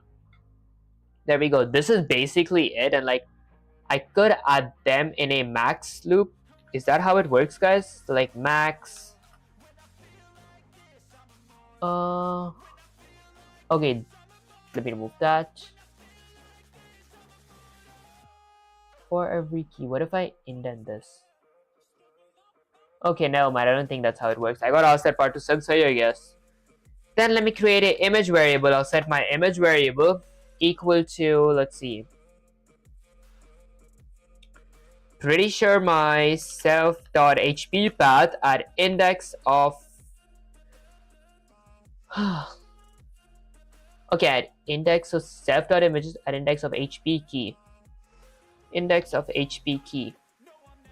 Okay, and now after this I gotta add an if statement. So if hero, okay, if my hero is still there on my screen, let's see, I gotta go with this formula. So x-axis is gonna be equal to my hero underscore rect dot center x minus my image dot get underscore width divided by 2, or floor division 2. Okay, y-axis, if my hero dot rect dot top minus my y-axis is going to be equal to my hero dot rect dot top, the top of my hero, minus my image dot get underscore height minus -80. The -80 is just for visuals. Like if I run the command right now, we see the player, the health bar is right there. If this was something like 100, the health bar would be somewhere up there. So it's just for visuals to like play around with. I'll go with -80. And then I go with screen.blit image at the given depth of x and y. Okay. X-axis is going to be equal to my hero.rect.centerx, the center of my hero, minus image.get underscore width divided by 2. Okay, I see. So I'll create two variables here. Okay, so x-axis is going to be equal to my hero.rect.centerx. There we go, hero.rect.centerx minus my hero dot, was it hero dot rect dot get underscore width? So hero rect dot get, actually image, my image dot rect dot get underscore width. Actually, not rect. Image.get underscore width. Okay. Divided by 2. That's floor division 2. And then for my y-axis, that is going to be equal to my hero dot rect dot top, the top of my hero, minus my image dot get underscore height. I get the height of my image. I subtract that by negative 80. And then I go with a surface dot blit, which my default surface is my screen. So surface dot blit, what do I want to blit? I want to blit my image at the given depth of x and y. Perfect. Okay, and then let me go ahead and create a health underscore bar object. I'll set that equal to my health bar class. Okay, it's gonna have, I mean, basically I don't need any parameters. Okay. Then let me go with a screen.blitz right here. Gotta get it somewhere here. Maybe under my hero, I'll go with health bar. There. Health bar dot draw. Maybe delete that. Let me add it under my graphics. So health bar dot draw. Okay, perfect. So that basically draws my health bar. Okay, perfect. So my player has a health bar now. Although my health bar doesn't take damage yet. So let me go up to my, let's see, collision logic right here. If overlap, if not collision, print boom collided, collision is set to true, and my health bar dot take damage 20. I will remove my else. Okay. Yo, bro, you know who's back? What an upgrade. Wow, bro, how you doing, Hypertech? I appreciate joining this stream. It is honestly pretty, it was actually pretty confusing and start getting to know like the health bar logic, but actually I feel like I'm getting a hang of it. That aside, let's see, let me run the command real quick and check if my health bar takes damage. My health bar does take damage. Okay. Was it just me or it took damage once? Okay, it took damage once. Most likely because I got a return, have an else statement as well. Else return false. Okay, now he's gonna take damage. There we go, I take damage. Why do I just take 1 HP damage? Okay, health bar dot take damage. Maybe I didn't add my health bar. Okay, guess I just take a look at the reference maybe. Okay, that's my health bar. When I go to my collision logic, so right here. Okay, I did have health bar dot take damage. Maybe the way I drew my health bar. Right there. So I have max HP, I have current HP, self.images, so I have all these images. I'm pretty sure my image file paths are correct. For every key in self.images, I iterated over my keys. Self.images at index of key equals to scale. Okay, that part's correct. My draw part, okay, that should honestly be correct as well.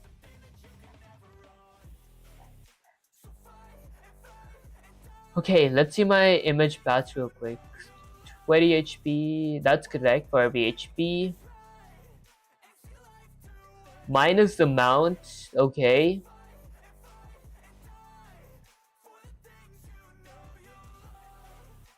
Alright, I'm pretty sure it's my collision logic in that case. Let me just run the command again. I take 1 HP damage, and then I don't take damage. Okay, what could it be? What could it be? Before that, let me actually add something here. So, if my game underscore over, actually, if skeleton collision or dragon collision, and game underscore over.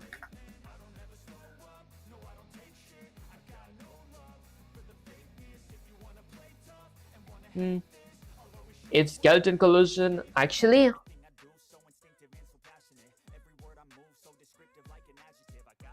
might have to go with if, let's see. If my health bar dot current HP is less than or equal to 0, I'll set my game underscore over to be equal to true. Okay, perfect. Now if I run the command. Something is wrong with my HP bar. I take 1 HP damage every time. Do I still collide? Okay, I still collide. Is it an indentation error?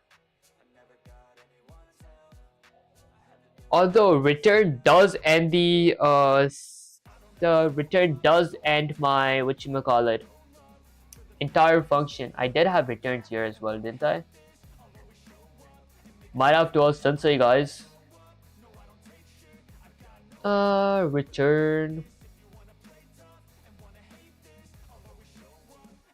Okay, I guess let me ask Sensei. Let's go with Control A, Control C. Get Sensei here. Paste it, add a bunch of spaces that says Sensei, dot dot dot.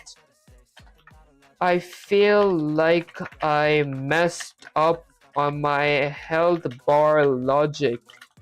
I take just 20 HP damage, then I don't take damage at all, dot dot dot.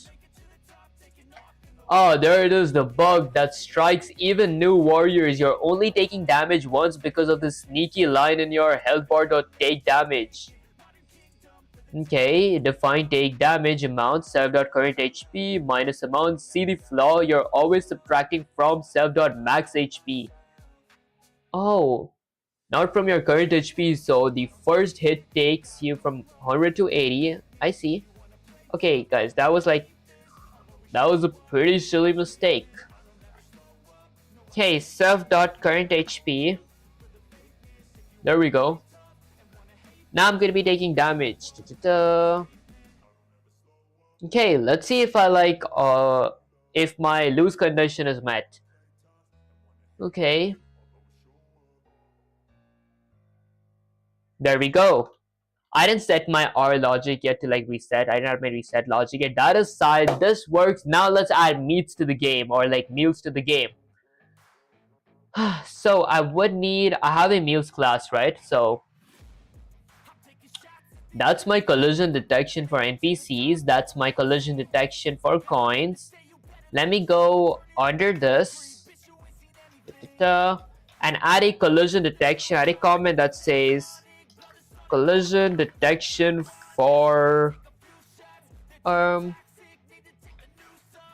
what do I want collision detection for? Let's see, meals. Okay, maybe I indent this. Now let me iterate over the list of my meals. So for every meal in my list of meals, okay, I'll create an offset. So offset underscore x-axis equals to my meal dot rect. It's my meat class, right? Okay, I have a meals class.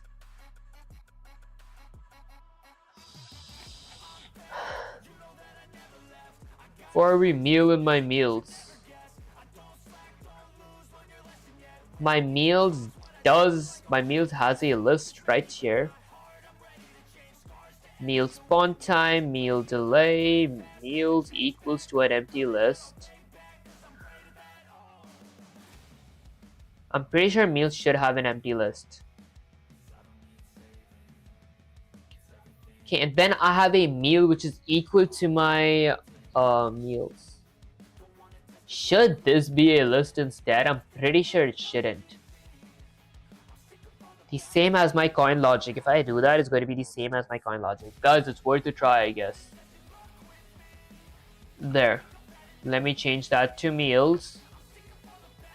Go all the way up and remove my meals list from here. Now I go down. Okay, so offset x equals my meal dot rect dot x-axis is minus my hero dot rect dot x-axis. My y-axis is going to be, my offset y is going to be, so offset underscore y is going to be equal to my meal dot rect dot y-axis minus my hero dot rect dot y-axis.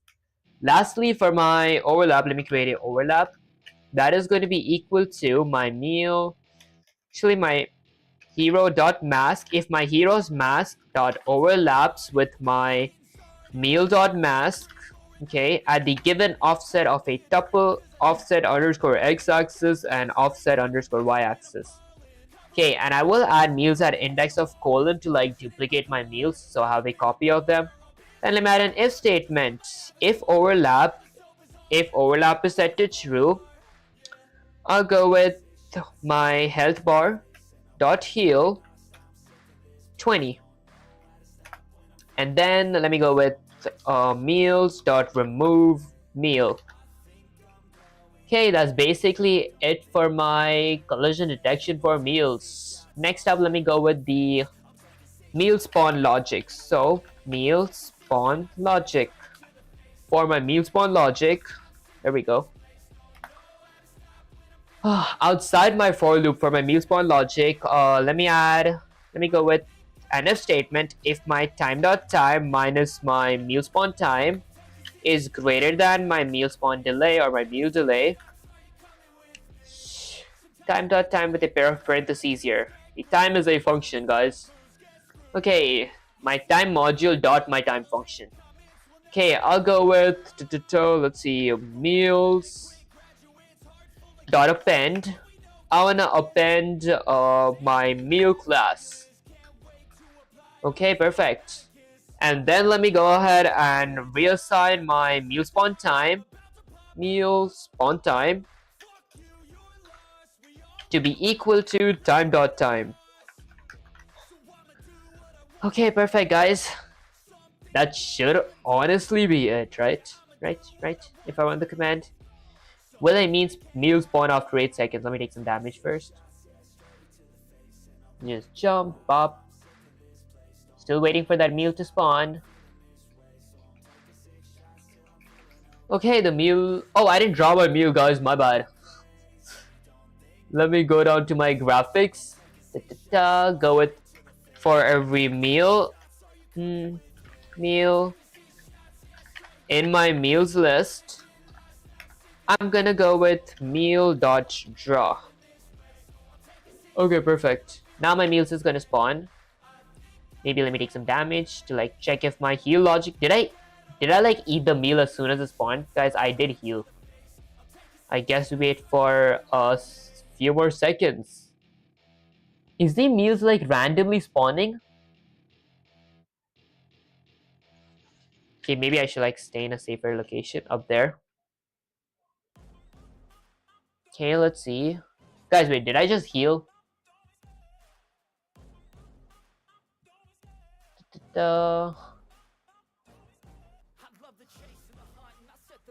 I'm pretty sure the meal logic is kinda not working, is it?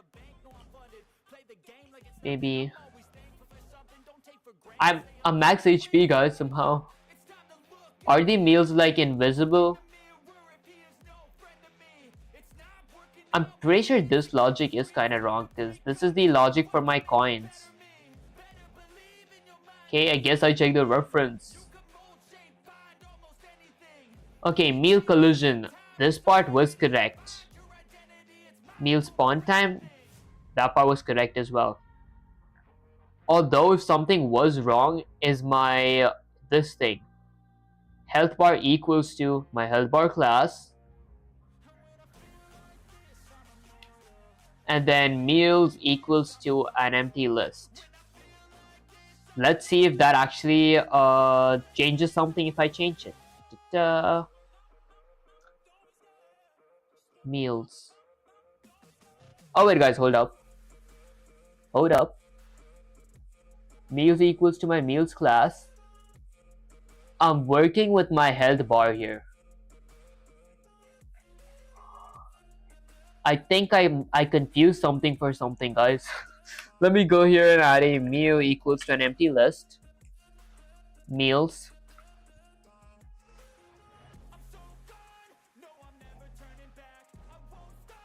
Okay. Meat. My meat object. Okay, so meat equals to my meals class. Okay. Guys, I feel this is getting somewhere now. Meal in meals. If meal.rect.x-axis.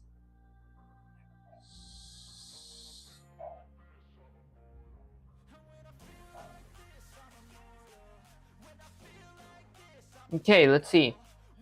Does it spawn every 8 seconds?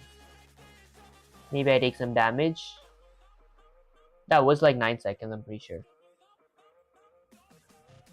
For every meal in my meals. Let me actually shrink this, go all the way up here. Okay, let me keep the variable names in check. So this variable is called meals. I have a list of meals, and my class is, I have a meat class.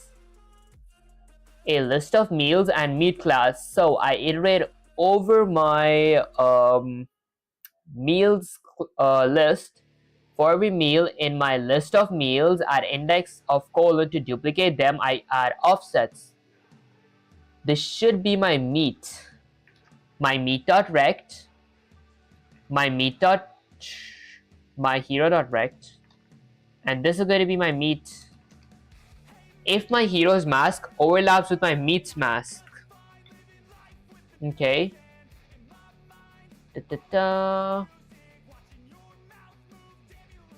Meals.append, meal spawn time, okay. What am I drawing on my screen? I gotta draw my meat on my screen and not my meals. So let me go with my meat.draw. Now this should work.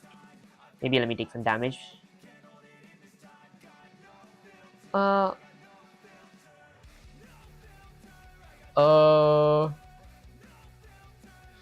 Honestly, that should work.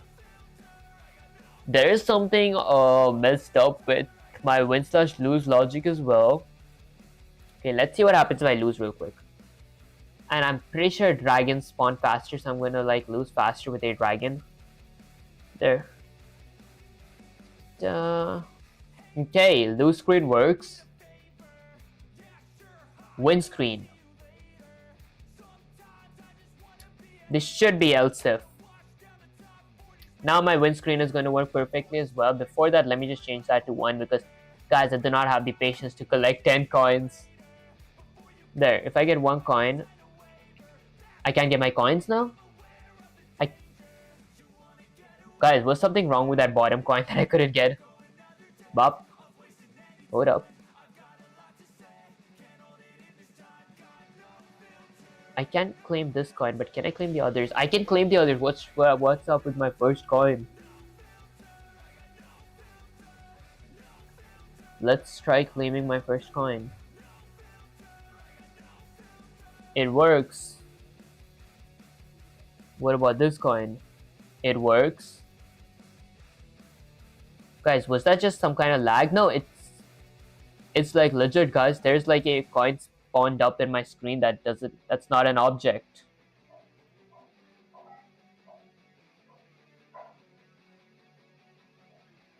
Okay, let me check my graphics. Coin.draw that draws my coin. Meat.draw that draws my meat. Pygame.draw. Maybe I should drink some water to like hydrate up real quick.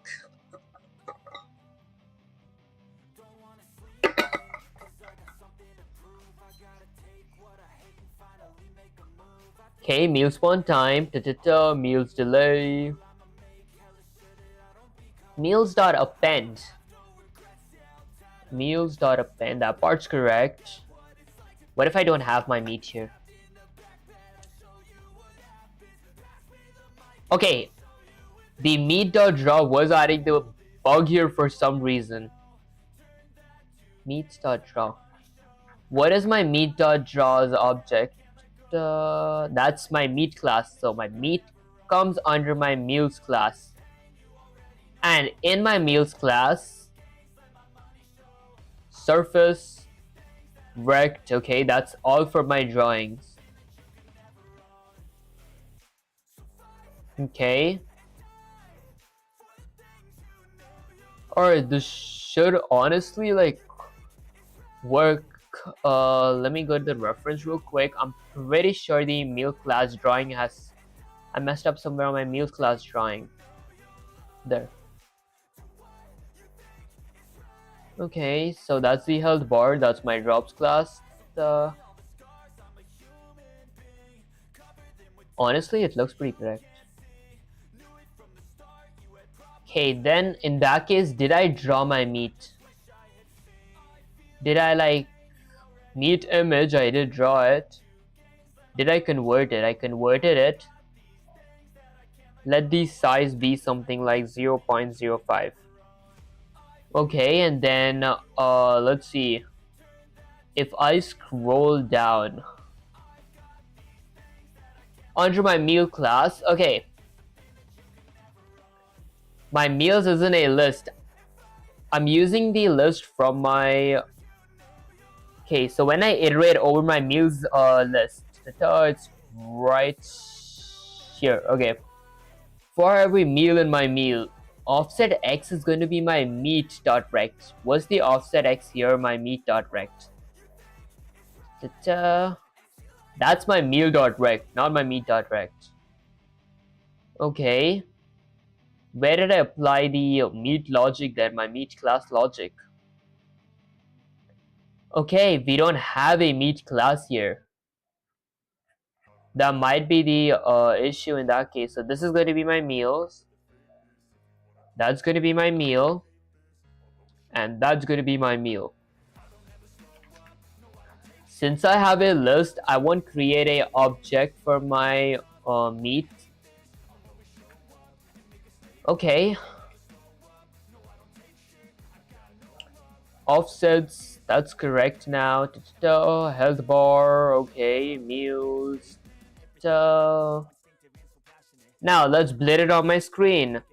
For every meal in my meals. Honestly, I did already iterate over it, but this is outside my for loop. So for every meal in my list of meals, I'll go with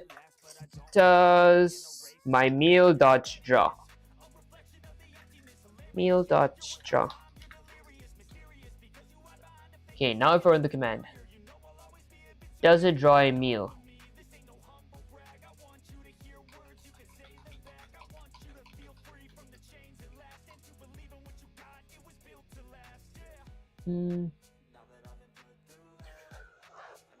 Meals.draw. I went with meals.append my meat class. My meals class. Okay, let's see. I'm pretty sure there's like a silly mistake here. When I blit meals dot for every meal in meals, meal.draw. Okay. For every coin in coin, coins.draw. The meal works here. The meal logic for every meal and meals, offsets, I did that. Excuse me guys, if overlap. Okay, and if time.time, meal turn delay, meal setup 10, meal. Honestly, I don't think that I messed up anywhere, like what?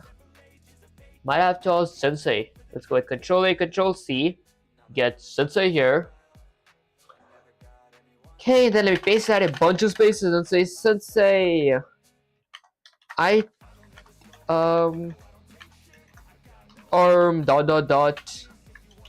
feel like I messed up on the meal spawn logic. The meal doesn't spawn question mark. I see the smoke coming off your code, Vivek. That meal never spawns. Problem is sneaky, but the culprit is right under your nose. Look at your meal's logic in the game loop. If time.time minus meal spawn time is greater than mean time delay, meals.append my meal class spawn underscore meal underscore spawn underscore time equals time.time. Here's your problem. You initialized meals to be equal to an empty list at the top, but in your meals class constructor, you're actually spawning a coin image instead.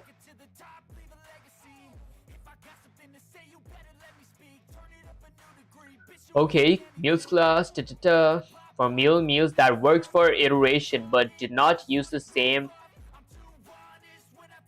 Guys, did I honestly do that? How? Okay, let's see. This should be meat image. This is real embarrassing, guys. That aside, let's run the command. Okay, now my meats should spawn in the screen. One is definitely gonna spawn right. Oh my gosh. I gotta probably dodge the coins and all that now. So, 8 seconds. Let's see. That should be 8 seconds. There, meat did spawn. Oh my gosh. Let me change my win logic to 10.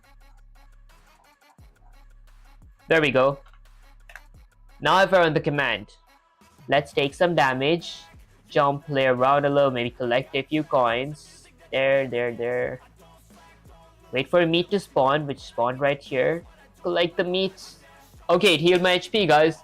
The meat logic works. I did realize the mistake that I did. It was a really silly mistake. That aside, I do want to work on the buff logic as well. So let's get Sensei here. Let's get Sensei here. Say Sensei ... It works! Exclamation. Although I do want to work on the buff logic now. So when I say that I want to work on the buff logic, it means that I have a PNG that looks like a green potion, and every time the player collects the green potion, he gets 5 more HP or another HP bar, or like he gets another green HP bar above his red main HP bar. I have 5 different PNGs for the green HP bar as well. So how do I do that, Sensei? Honestly, I feel like I have a pretty good idea on how to do that. I just want to be sure, because... Okay, now we're talking, Vivek. Buff logic, green potion, secondary HP bar. I can feel the power coursing through your code already. Okay, listen closely. Sensei is going to break this down so your brain doesn't melt. The idea: you want 2 layers of health, red main HP bar, your current health bar, green buff HP bar appears on top of the hero. When the hero collects a potion. The green HP bar has 5 stages, just like the main red HP bar, so we can reuse the same idea but track it separately. Creates a buff class. So buff class, okay. Buff class is gonna have current HP buff 0, self dot max HP buff equals to 100, self dot buff scale them. So it's the same exact logic. Add buff. Okay. Step 2, create the buff potion class. Okay, random spawn buff potion. Delay 10 seconds. I might change that to 20 seconds. I think 10 is good for now. Then in your game, spawn buff potion. Spawn buff potion. If time.time minus buff spawn time. Okay, so it's the same exact logic. For collision detector detection with hero for every potion and buff. Okay, if overlap. Buff underscore bar dot add. Step 5, draw buff bar. Buff underscore bar dot draw screen hero rec. Pro tip: think of green buff bar as a temporary shield. Let me say. Let's say, what if I wanted the buff bar to disappear after 5 seconds, and when the player collects or collides with the green buff bar, he gets plus 100 HP because of his buff. Okay, because of his buff state.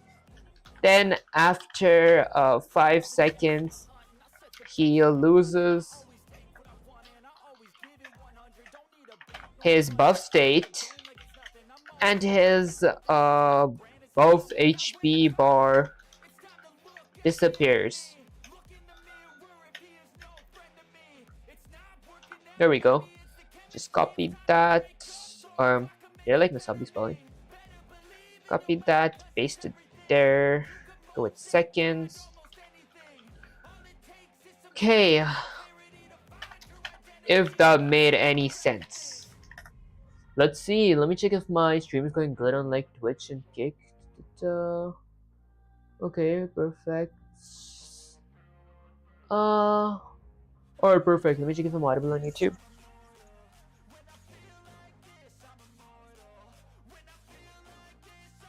Okay. Oh, now you're thinking like a true game dev, Vivek. Yes, that makes perfect sense. You want the buff to be temporary, last 5 seconds, then vanish and grant temporary boost. Let's break this down carefully so our brain doesn't fry. The idea: buff collections. Player touches the green potion, buff activates. Temporary buff, okay, HP. Buff bar appears, lasts 5 seconds. Immediate effect: player gets 100 HP or whatever effect you want.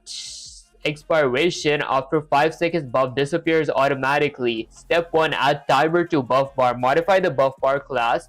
So we have a class called buff bar. Okay, current HP, max HP, self.activate, self.start underscore time. Track when buff starts. Then we import our images: 0, 25, 50, 75, 100. That's honestly pretty good as well.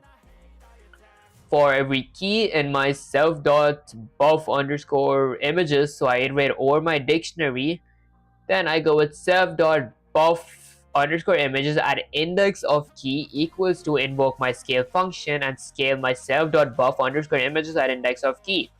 Then I define a activate buff method that has 2 parameters: amount and player health. Self.current buff. Okay, so my current buff, which is set to 0, is going to be equal to min self.max buff. My buff shouldn't be more than 100. Self.current buff plus amount. Okay. Alright, self.activate equals true because my buff is activated, and the self.start underscore time equals to time.time. Buff effect increases main HP immediately. Player.health dot heal 100. Okay. Define update self. Okay, deactivate after 5 seconds. If self.activate and time.time minus if self.activate and time.time minus self.start time is greater than or equal to 5 seconds, self.current buff equals 0, self.activate equals false. Then I draw Da-da-da. Okay, my draw parameter, my draw method will have two parameters. The first is going to be surface, second is going to be hero underscore rect. If not, self.activate. If my self.activate is set to, was it set to true in general? Da-da-da. Okay, my self.activate is set to false. So if my self.activate is set to true or my self.current HP is less than or equal to 0, return. My draw method ends there. Else, if that's not true, I go with key equals to max HP, a conditional expression for every key in my self.buff underscore images. If key is less than or equal to my self.current buff, I return my K. Image, so a new variable image which is equal to my self.buff underscore images at index of key. X-axis equals to hero.rect.centerx. Okay, y-axis. Step 2, buff potion collision for every potion in buff underscore potions at index of colon. To duplicate them, we create offset. So offset x equals to potion.rect.x-axis minus hero.rect.x-axis. Offset y equals potion.rect.y-axis minus hero.rect.y-axis. Then a overlap variable. So if my hero.mask overlaps with my potion.mask at the given offset of offset x and offset y, that's basically it. If overlap, if that condition is met, buff underscore bar dot activate 100 health bar plus 100 HP. Buff underscore potion dot remove potion. Step 3, update buff timer. Also in the game loop, make sure to update the buff every frame. Buff underscore bar dot update. Step 4, draw buff bar. Notice how we don't need to manually remove the buff. It vanished automatically after 5 seconds. Sensei's warning, if you forget buff bar dot update in the main loop, the buff will never expire. Don't make me yell at you for that, okay, Vivek? I can see it. This is going to make your game feel insanely polished. If you want, I can write a mini visual flow showing red HP versus green HP versus timer. I feel like I understand that. So let me get Sensei there. I will be taking it, like I will be looking at the reference code as well. So that aside, let me drink some water.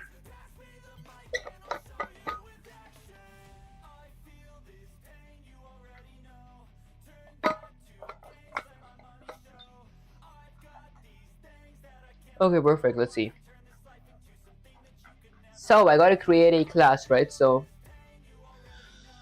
let's see. Step 1, add timer to buff. So I create a buff class.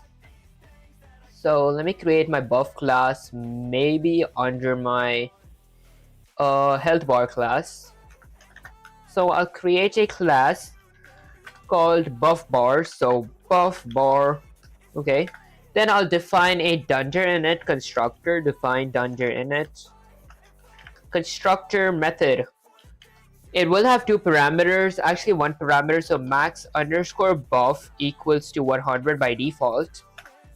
Then let me create a few instance variables. So the instance variables that I'll need is self.current buff, which is going to be equal to 0, self.max buff, which is going to be equal to max buff, self.activate boolean instance variable, which is going to be equal to false, and self.start time, which is going to be equal to 0. Although before that, guys, I do want to use the restroom real quick, so give me a second, I'll be right back.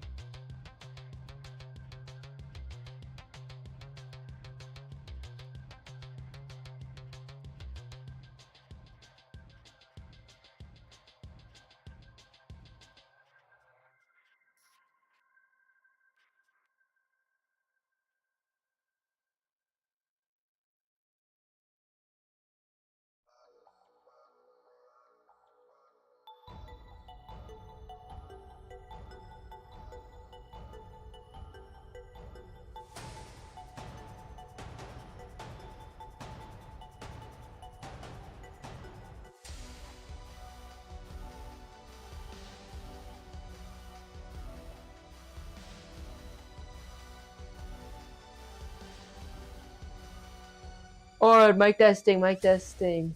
Okay, perfect. Let me go to my gameplay screen. Okay, perfect. We're back, we're back. Alright, let me get say here. Okay, so I'll have to create a few instance variables. Let me go with a self.max. Actually, self.current HP. Current underscore HP equals to 0. Then a self.max buff. So max underscore buff, that is equal to max underscore buff, which is set to 100 by default. There we go. Okay, and then a self.activate. So self.activate, which is going to be equal to false. And then I'll need a self.start underscore time, which is going to be equal to 0. So self.start underscore time, which is going to be equal to 0. Okay, track when buff starts. Let me add a comment here that says track when buff starts. Excuse me, guys. Okay, and then let me go with self.buff images. So now let's create a dictionary. So excuse me, guys, buff underscore images. I'll set that equal to. Actually, I might go with self.buff underscore path. I'll set that equal to a dictionary. Okay, so my 0 HP buff is gonna be, let's see, pygame.image.load. I'll give the file path. So game item followed by 2 forward slashes followed by, let's see, buff bar followed by 2 more forward slashes, my 0 HP PNG. Since it is a PNG, I will convert it to alpha. Then maybe add a comma. Dot convert alpha. Pretty sure my convert alpha is correct. Okay, let me copy that. Go here, paste it. Did I spell convert alpha wrong? There. Oh, PHA. Okay, and then I go here, paste, paste, paste. Maybe Control C. Okay, so that's 0 HP, 20 HP, 40 HP, 60 HP, 80 HP, 100 HP. Okay, perfect.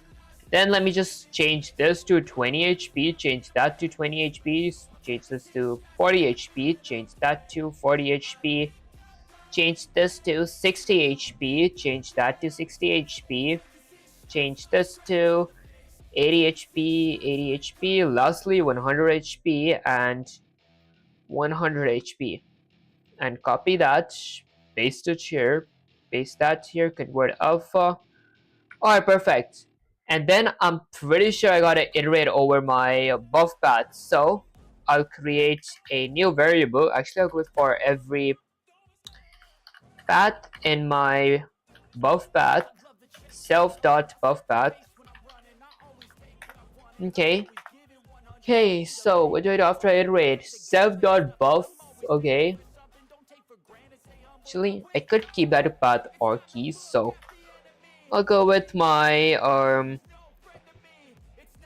self.buff path. Actually, self.buff path at index of key, okay, equals to, let me invoke my scale function. I want to scale my self.buff path at index of key. Okay, actually I'm trying to see how this makes sense now. That aside, okay, and then I would need a activate buff method. So let's go ahead and create, let me define a activate buff method, or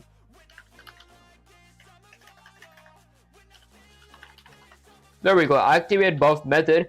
It is gonna have 2 parameters. First is amount, second is player health. So let me go with amount and a player underscore health, which is going to be set to, I could set it to 100 by default. Okay. And then I'll create, actually I'll go with my self.current HP. I'll set that equal to, should be current buff. The current HP max buff activate start time. So it says self.current buff equals to, oh, okay, so I can go with self.current buff. I'll set that equal to max, which is going to be, actually I'll set that to min, which is going to be self.max underscore buff. Okay, my buff can't go, my current buff can't be higher than my max buff, okay. And then self dot current HP, okay. Actually self dot current buff plus amount.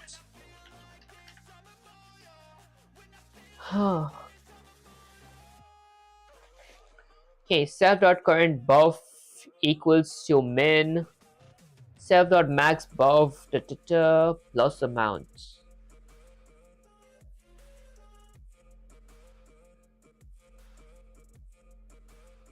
Okay, and then I go with a self.activate. So self.activate.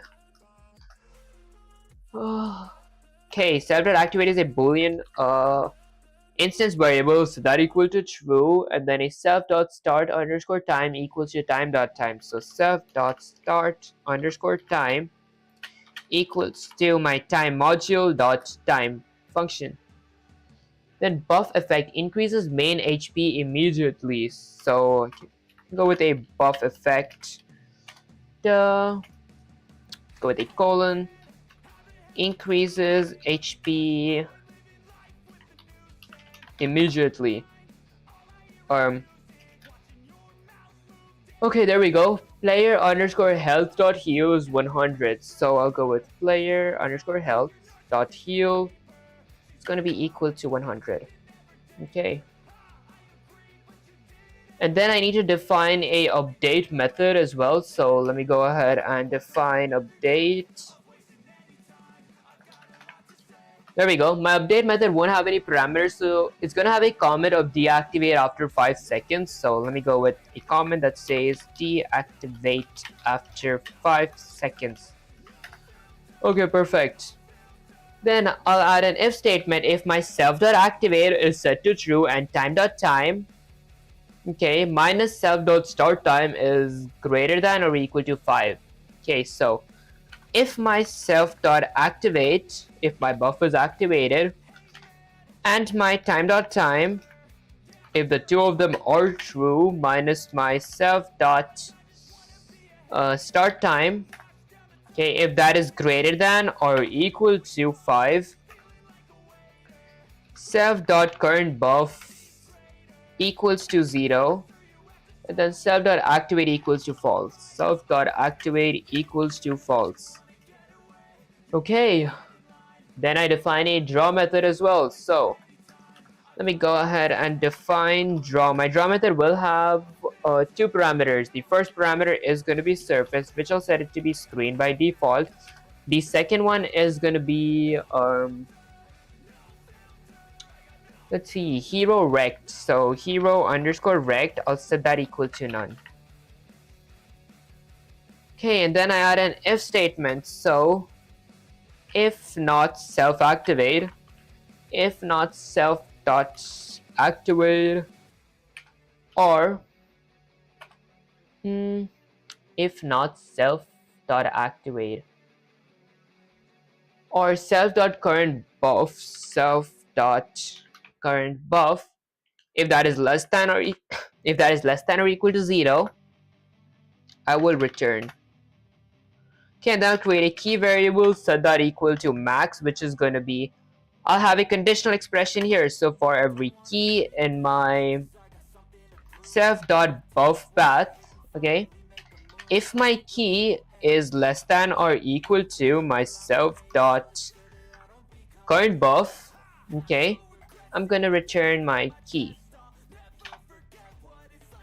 Okay, and then I'll create another image variable. I'll set that equal to self.buff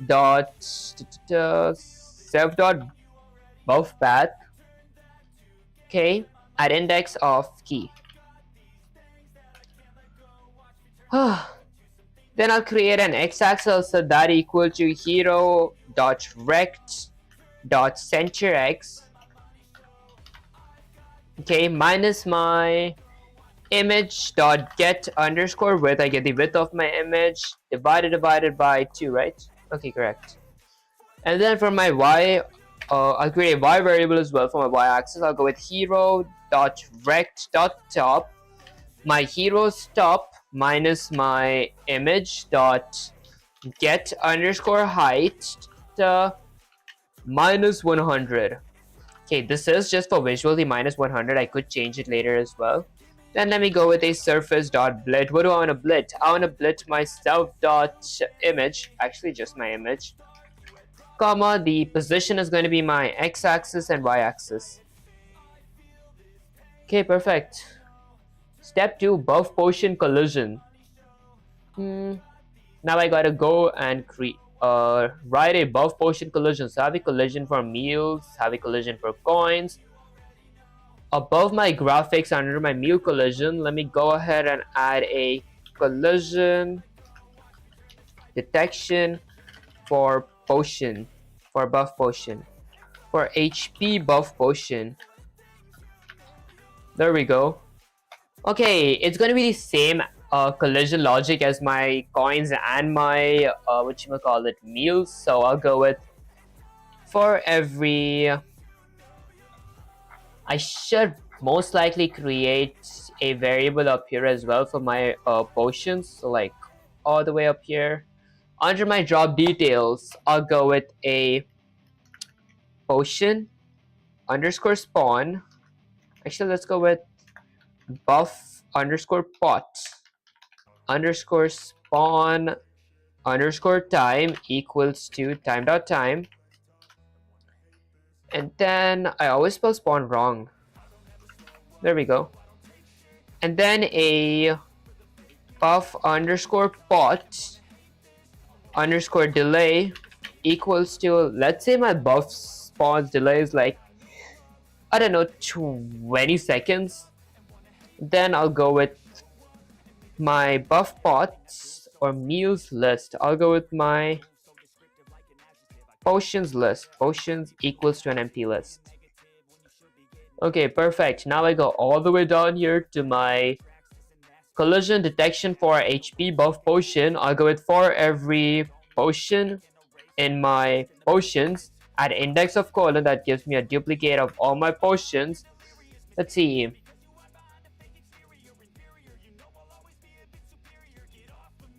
I'll add an if statement, right? Actually, I'll create offsets. This is collision, I forgot, guys. So offset underscore x-axis is going to be equal to my potion dot rect dot x-axis minus my hero dot rect dot x-axis. I'll do the same for offset y. So offset underscore y-axis equals to my potion dot rect dot x-axis minus my hero dot rect dot y-axis, and this should be y-axis. And then let me go ahead and create a overlap variable. I'll set my overlap variable to be equal to my hero dot mask dot overlap my potion dot mask. So if my hero dot mask overlaps, copy that, go back here. If my hero mask overlaps my potion mask at the given offset of a tuple, my offset underscore x-axis and offset underscore y-axis. Okay, now let's add an if statement. So if overlap, if my overlap is set to true, I will do something. Let's see. I'm gonna activate my potion, right? Okay, so I'll go with my buff. What's it called?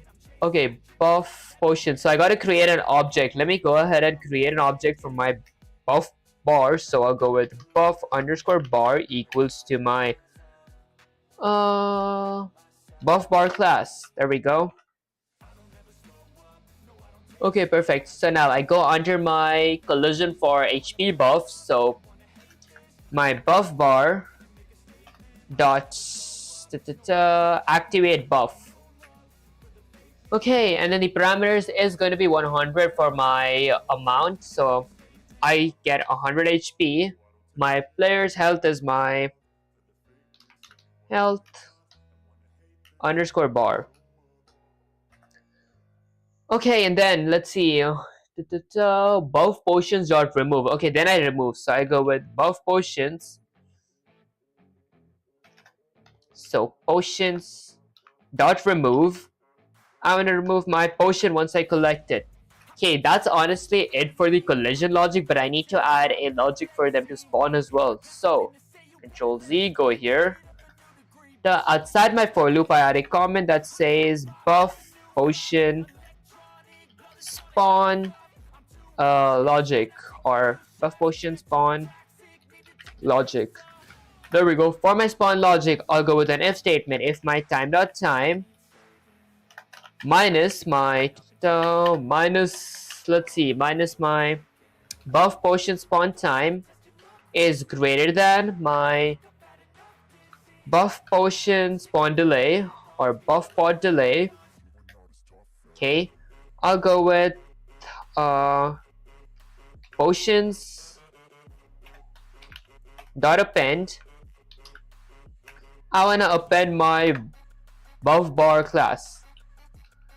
Okay, and then let me reassign my buff pod spawn time. Copy that, paste it here to be equal to time.time. Okay, perfect. Now let's add in my graphics here. So I'll go with a for loop for every potion in my list of potions. Okay, I'll go with potion dot the draw method. I draw my potion. Now if I run the command, every 20 seconds a buff potion should spawn. Let me try surviving for 20 seconds. Maybe I collect a few coins while I'm at it. And eat some meat as well because I'm hungry. Okay, guys, I'm actually gonna die before the buff potion spawns. Hold on. Never mind. Guys, the meat is here to rescue. I feel it's been more than 20 seconds. Attribute error. Buff bar object has no attribute rect. Line 322. Line 322. Potion.rect.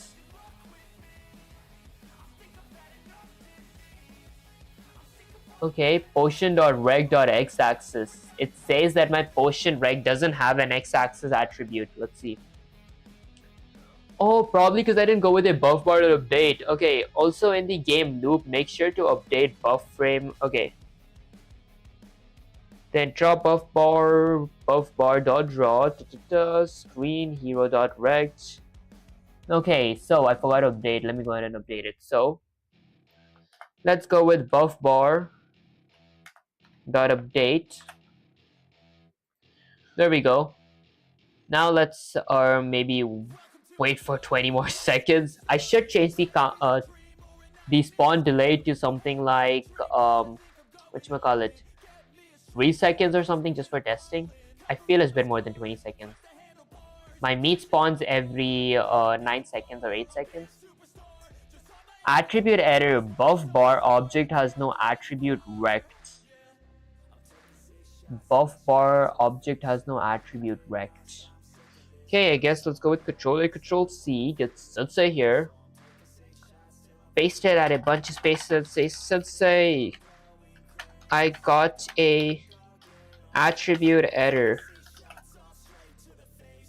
Oh, Vivek, I can already smell the disaster coming. Let's dissect this nightmare carefully because you're mixing two different things as one. Here's why you got the attribute error. The problem here is your collision logic. Potions.append buff bar. For every potion and potions at index of colon, offset x, offset y, overlap. Buff bar is not a spawnable object on the map. It doesn't have rect or mask attributes like drop or meals do.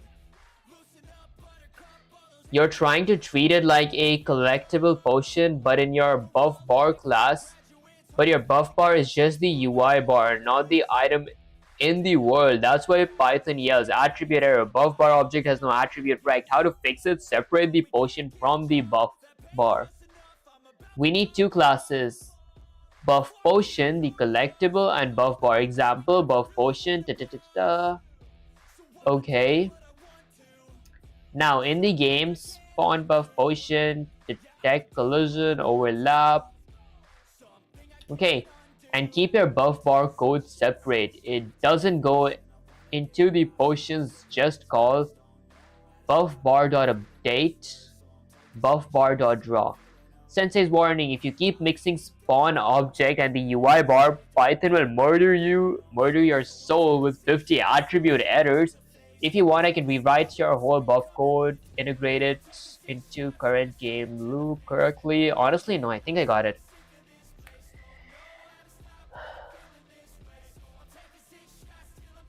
Buff potion. Now in the game loop, so I have a buff potion.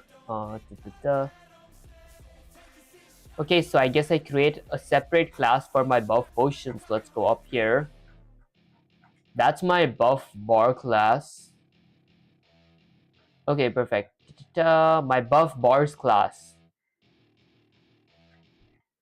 Now I need a buff potion class, so I'll create a class for buff potion. Okay, my buff potions class is gonna be having a dunger init method, constructor method with no parameters. Okay, and then let's see, I'll need a few instance variables. Self.image equal to pygame.image.load green potion png. Green potion png.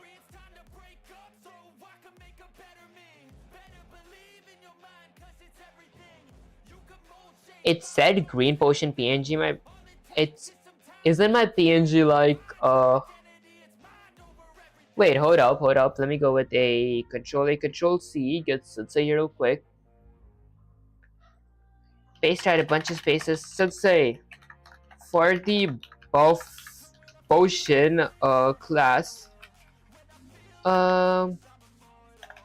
in the self.image instance variables section, you said, actually you wrote pygame.image.load. okay, and the image.load. so let me just copy the loading image, copy that. Okay, you wrote that. Although I have 5 separate buff potion file paths, and this is just one question mark. Oh. Never mind, guys. I'm really stupid. I understood. My bad. This is not the HP. This is the literal potion. Like if I go here, I have my potions. I have my buff potion PNG. There we go. What was I expecting would spawn in the screen? A random buff potion. I didn't even add this till now. My bad, guys. Okay, so I'll go with sub.image equals to pygame.image.load. Okay, what do I want to load? I'll give you 5 paths. So game items followed by 2 forward slashes followed by potions, 2 more forward potions, 2 more forward slashes, my buff potion. I will convert this to alpha. There we go. Maybe let me just remove that. Okay, perfect. And then let me transform it. So self.image, I'll reassign my instance variable to be equal to invoke my scale function. I want to scale my self.image. The factor could be 0.05 or 0.05, and it's going to spawn at random locations, so it's exactly the same as what I did with the other spawns. So x-axis is going to be equal to random.randint 50 comma width minus 50. And for y-axis, I'll do the same thing, but instead of using width or height, I'll use my floor.y-axis. So the object, so my potion doesn't spawn on my floor that I can claim. Go floor.y-axis minus 50. So it's going to spawn above my floor. And then I'll create rect. So self.rect is going to be equal to my self.image, which is my potion image.get underscore rect function. The position will be top left. I'll set that equal to a tuple of my x-axis and y-axis. And then I'll create a mask. Self.mask. The reason I'm creating mask is because I'm going to be using pixel perfect collision. So I'll go with pygame.mask.from underscore surface. My surface will be my my self.image. Perfect. Okay, and then I go ahead and I define a draw method. So I'll define a draw method. My draw method will have a parameter of surface to it. I'll set my surface as default surface to be screen. Okay, so I'll keep that equal to a quark. Then I'll go with surface.blit. What do I want to blit? I want to blit my self.image and my self.rect. Okay, perfect. And in the game loop, okay, buff pod spawn time in the game loop. So my game loop, let me go to my collision with the HP buff potions. There we go. Okay, if time.time minus buff spawn time is greater than I go with potions.append buff potion, not buff bar. This is going to be my buff potions class. Okay, buff pod spawn time. Okay, and then if overlap buff bar health. Okay, then in my graphics I go with buff bar.update. Okay, buff bar.update, buff bar.draw. So I don't gotta iterate over my potions.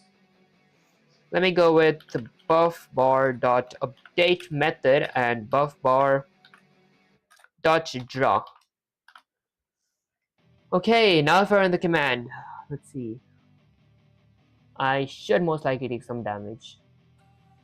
Maybe collect some coins while I'm at it. There we go, meat just spawned there. I should fix my displays. Okay, pretty sure it's almost been 20 seconds. Okay, I gotta append my potion as well on the screen. To append my potion on the screen, let me go all the way up here and create a, let's see, buff potion. So buff underscore potion object, also that equal to my buff potions. My buff potions class. Health bar. Honestly, let me copy this. I might not need that here. Instead, I'll need it all the way up here under my drop details, because my potion comes under my drops category. Potions equals to an empty list. Let me go with buff pod spawn time. Okay, it does have that.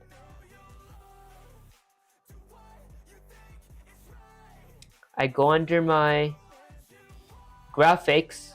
Let's go with for every potion in my potions list, I go with potion.draw.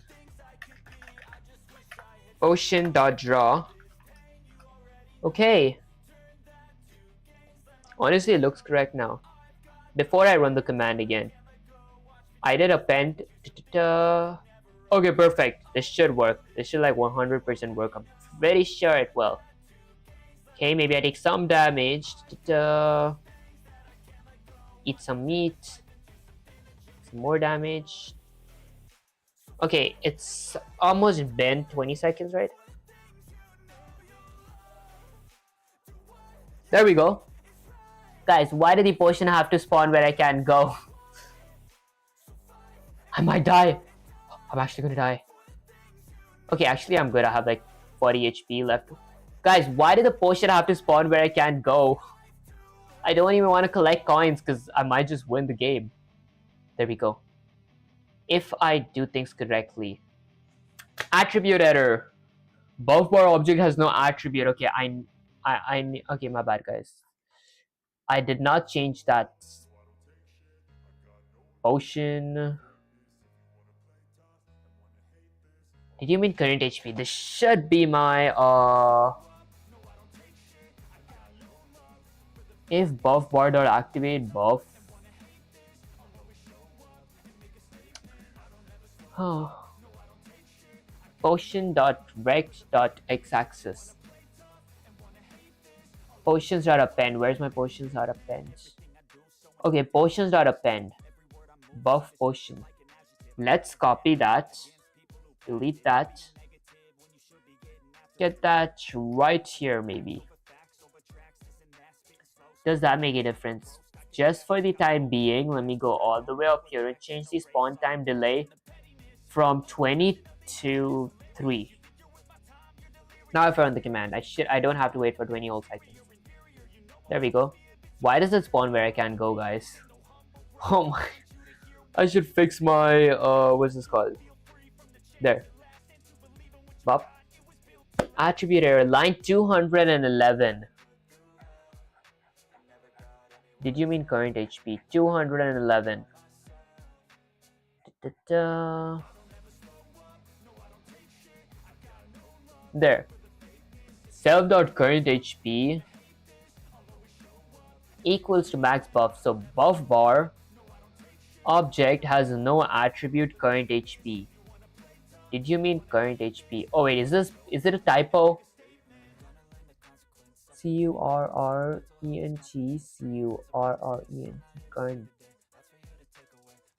current HP.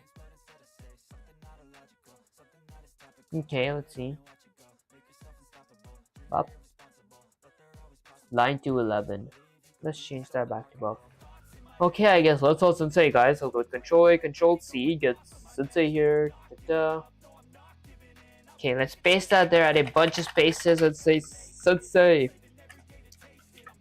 I get a.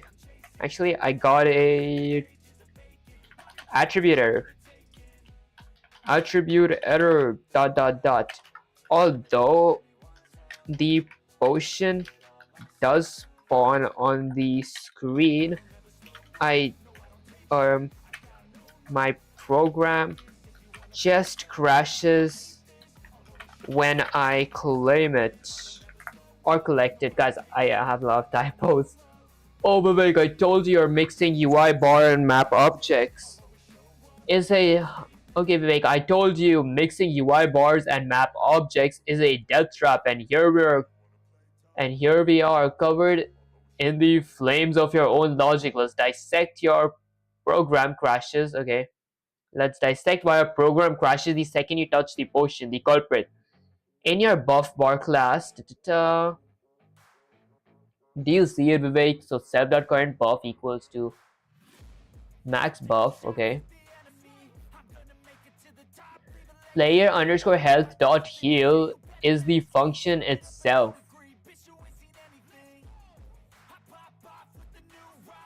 Player underscore health dot heal. Not the current HP. By doing player underscore health dot heal equals 100, you just overrode the heal function with the number 100. Oh.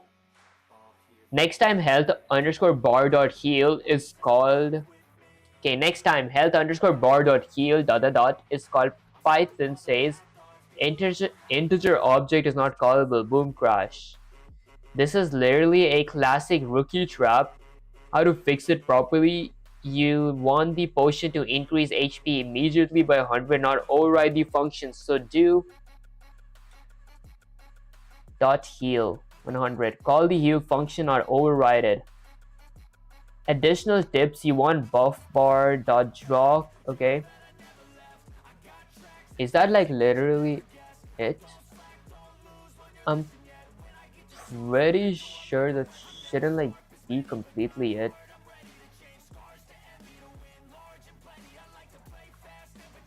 Okay, let's see. So let me go to my buff bar dot heal 100. This is the amount.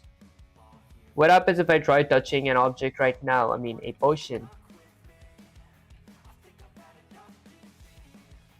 Attribute error. Okay, let's go with Control A, Control C. Got Sensei back here.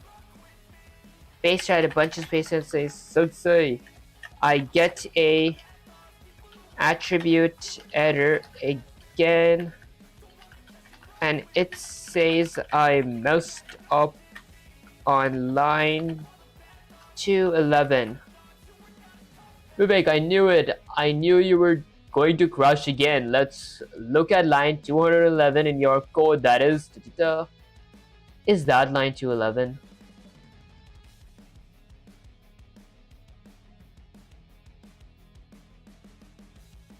Player.heal. Let me...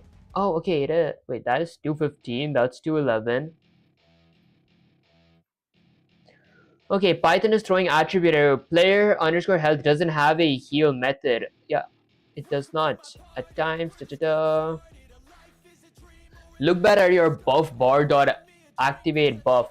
Okay, heal 100. The code looks correct, assuming player underscore health is a health bar object. So why crash? In your game loop, you're calling buff bar dot activate buff 100 health bar. This should work if health bar is still a health bar object. But wait, earlier in your first code, you did player underscore health dot heal equals to 100. That overrides the method. Even if you corrected the code now,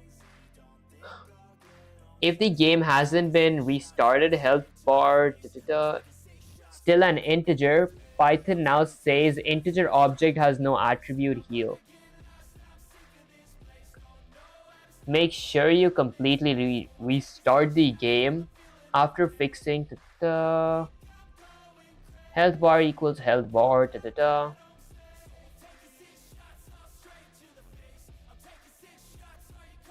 Oh, I see. I think health bar equals health bar, buff bar equals buff bar. I did that.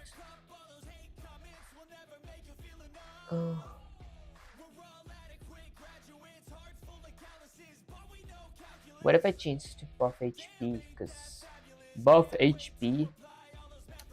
Change that to buff HP as well.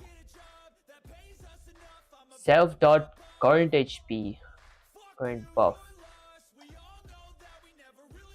Okay, what happens if I run the command now? What happens if I claim it? Okay, let's copy this. Okay, copy that. Get Sensei here. Sensei, I get this error. Dot dot dot. Paste the error.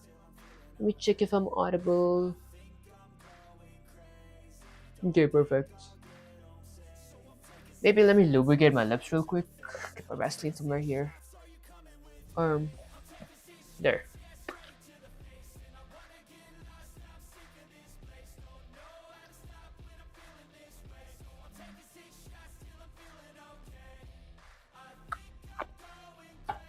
Oh, Vivek, I told you, you're smashing things together without thinking. Look at the error carefully. Okay, let's see. Maybe I drink some water to like hydrate up so I can actually think.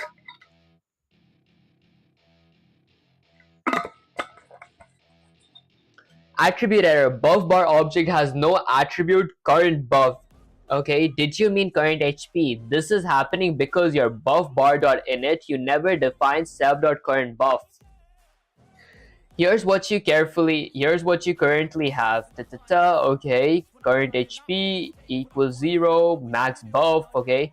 Self dot current HP exists, but activate buff and draw are trying to use self dot current bar.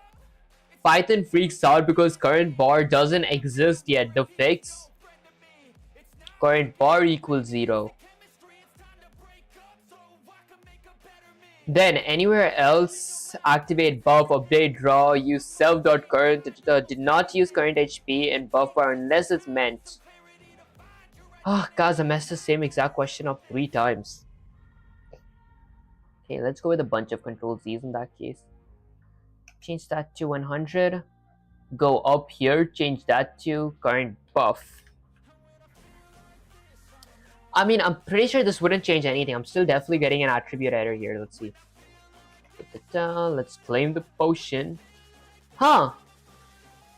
How did... Guys, how did I just get my buff HP and... Okay. I cannot take damage to my buff HP. Wait, hold up, guys. How does that even work?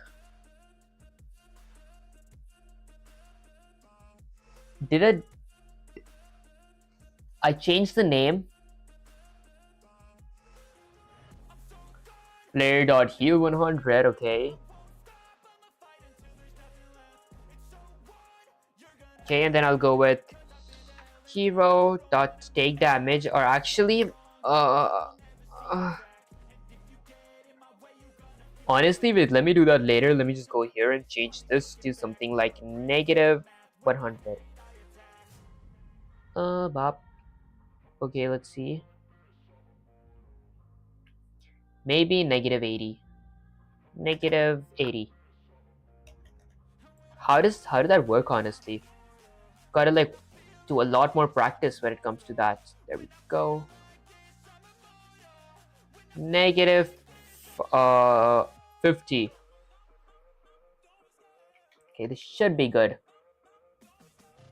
Okay, I can't claim that because that's beyond my walls. Okay, there we go. That's actually pretty good. Size is divided by 2.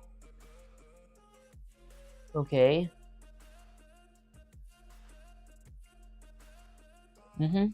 Wait, did it take damage? It didn't take any damage. What if I get that? Wait, does this potion heals me to max HP as well? There are few bugs that I gotta like fix. Ta-da. Negative 50 was good. Divided by 3. Oh, actually 2 was good. Okay, its size. Let me refactor it. So my buff bar.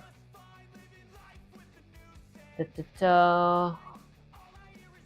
Let me scale it to be 0.05. Okay, let's see if this size is good.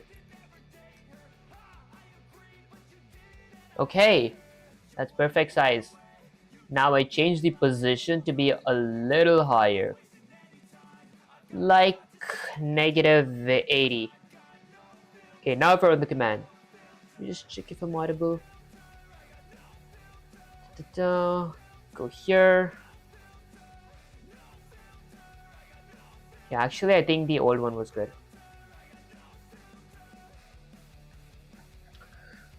Alright.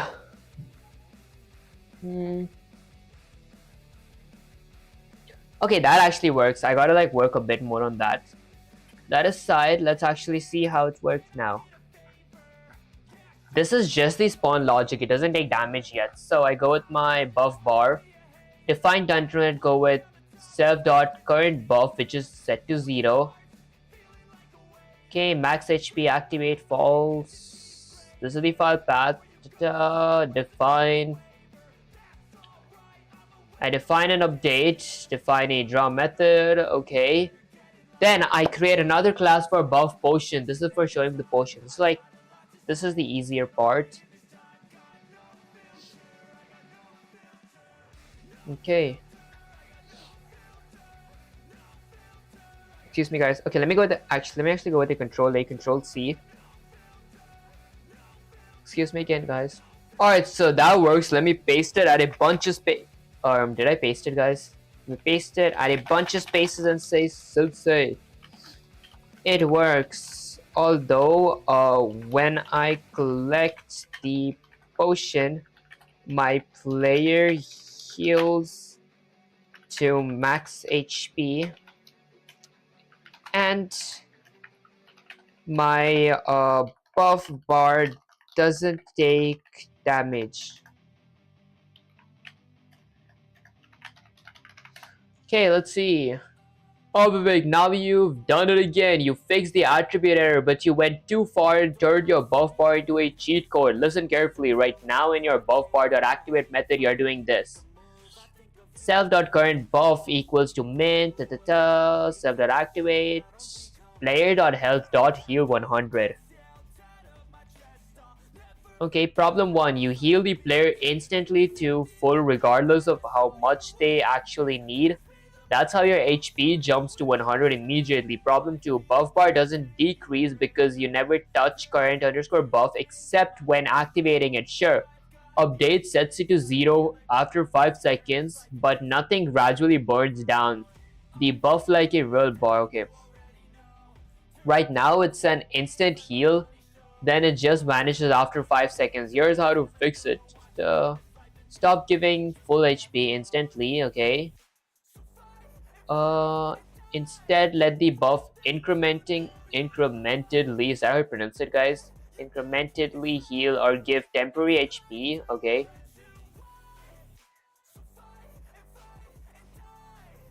I see. In update, gradually reduce the buff effect. Only a potion over time. Okay, let me say.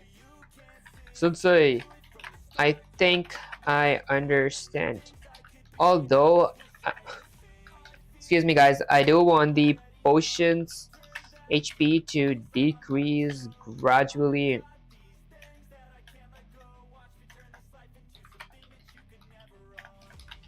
Instead, I want the buff bar to take damage every time.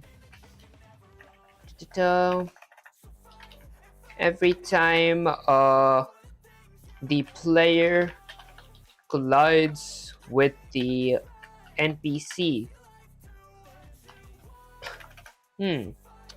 If that made any sense.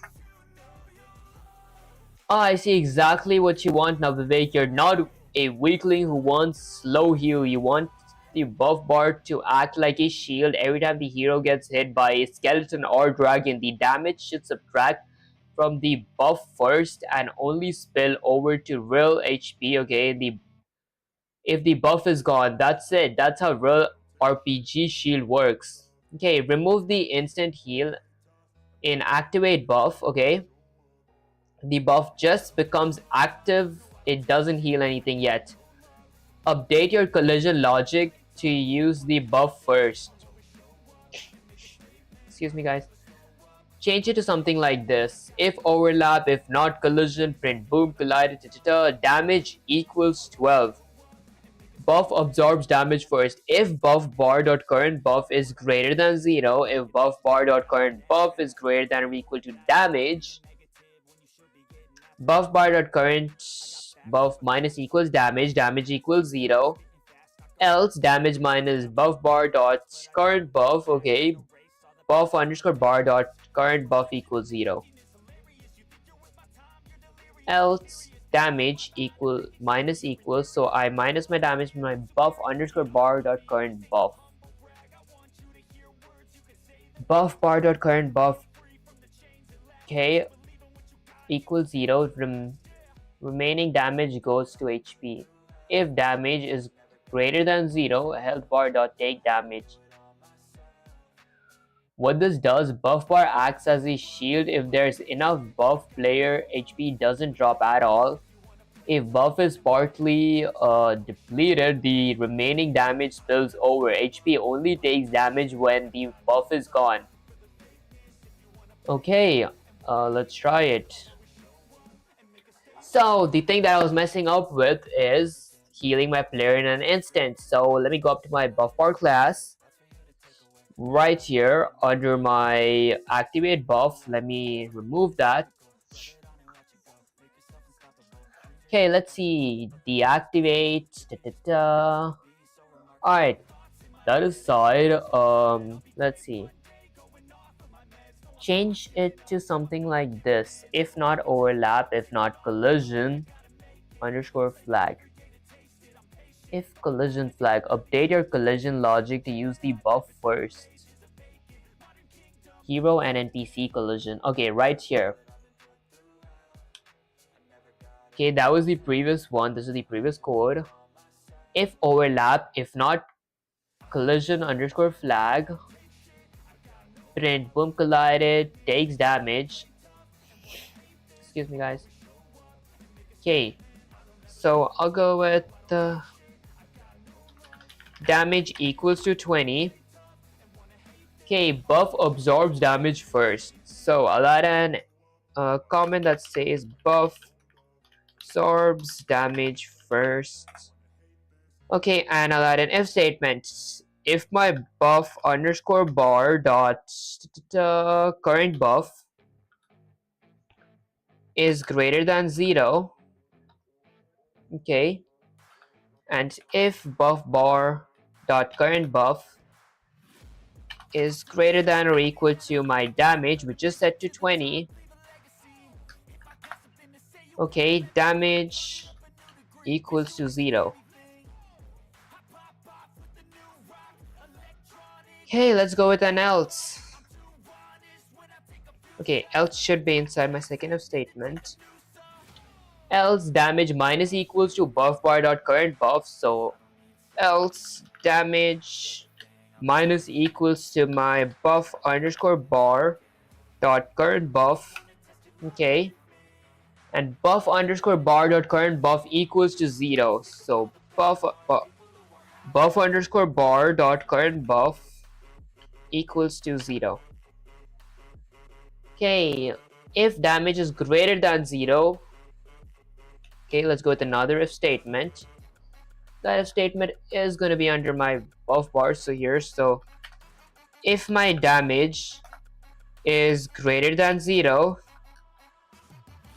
health bar dot take damage, which is set to 20. Return true, else return false. Okay, apparently that should work. Let's wait for a buff bar. Let me take some damage, go up here, claim that.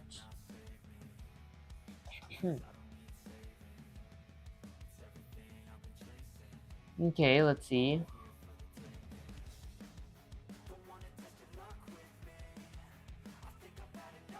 Alright, let's go with the Control A, Control C. Get Sensei here again. Control V, add a bunch of space, Sensei. Sensei, my buff underscore bar doesn't take damage. Let's see. Oh, I see exactly why, Vivek. You're so close, but your collision logic is actually subtracting from the buff correctly. Look at this part. Isn't actually subtracting from the buff correctly. Okay. Never notice what happens if buff underscore bar dot current underscore buff is greater than or equal to damage. You set damage to 0, but you never subtract it from buff underscore bar dot current underscore buff. That means the shield never decreases. It's still full. Okay. Oh, that's where a buff bar looks immortal. Here's the fix. If buff bar is greater than 0,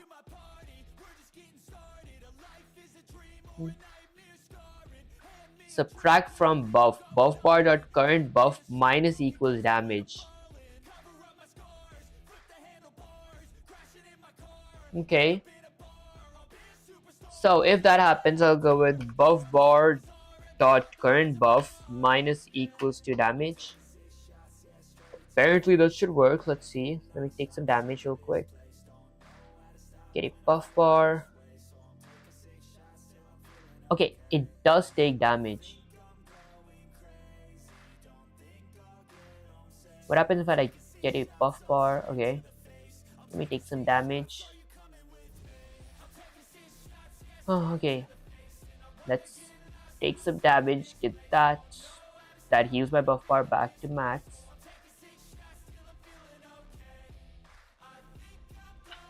Okay, it works. Now I just gotta write the score like 20 more times to figure out how it works.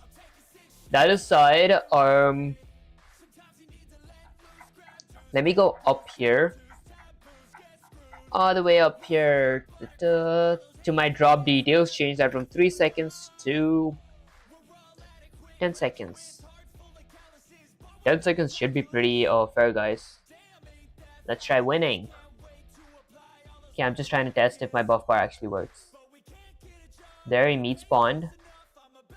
A buff bar spawned, took some damage. Okay, buff bar spawn time is gone. Meat spawned. Let me eat the meat. Let's get the buff bar. Okay, perfect. Maybe collect some coins. Go here. Okay. Some damage. Go here. There. Jump up maybe. Up. Okay. Next up, let me go ahead and add my reset logic. Okay, for my reset logic, let's see.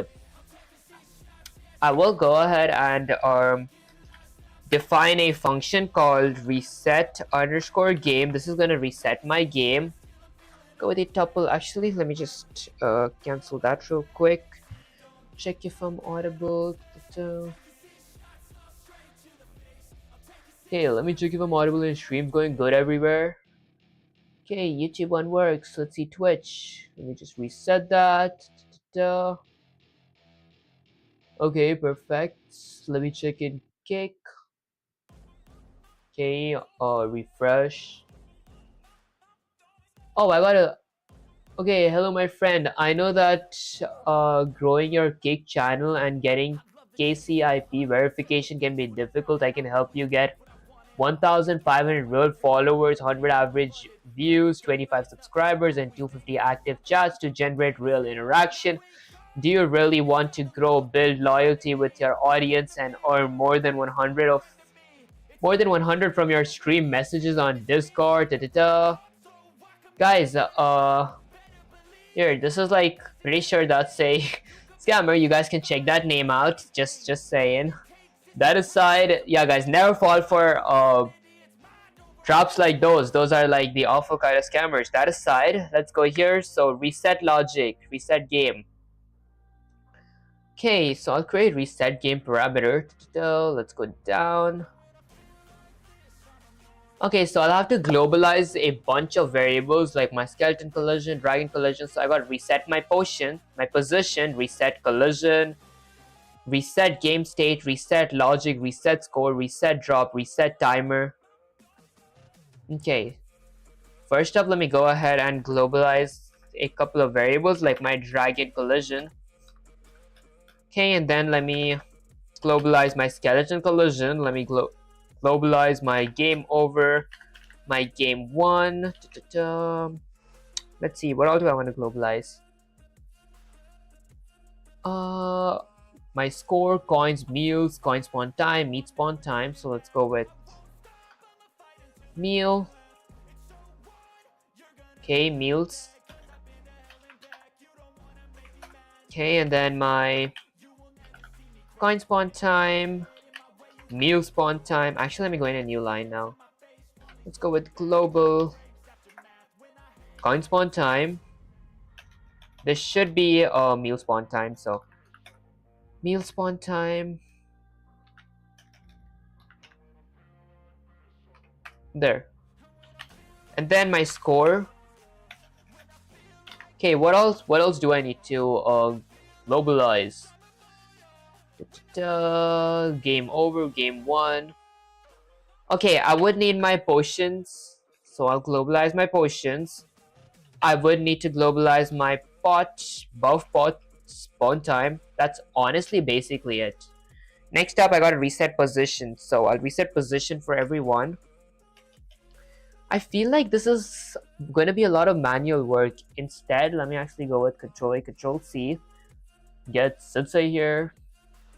Paste it, add a bunch of spaces, say Sensei. That works! Exclamation. Although, that works! Exclamation. Although I want to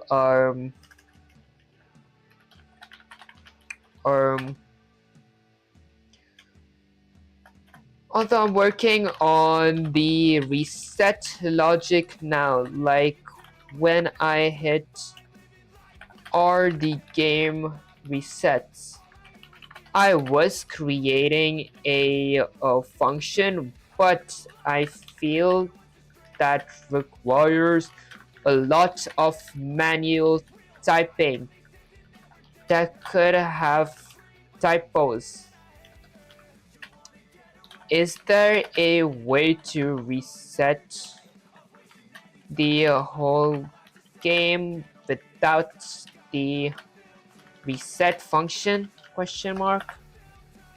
Okay, Vivek, I see what you're thinking. You want to slam the game back to square one with one clear reset instead of manually resetting every single variable, object, timer, That's smart thinking.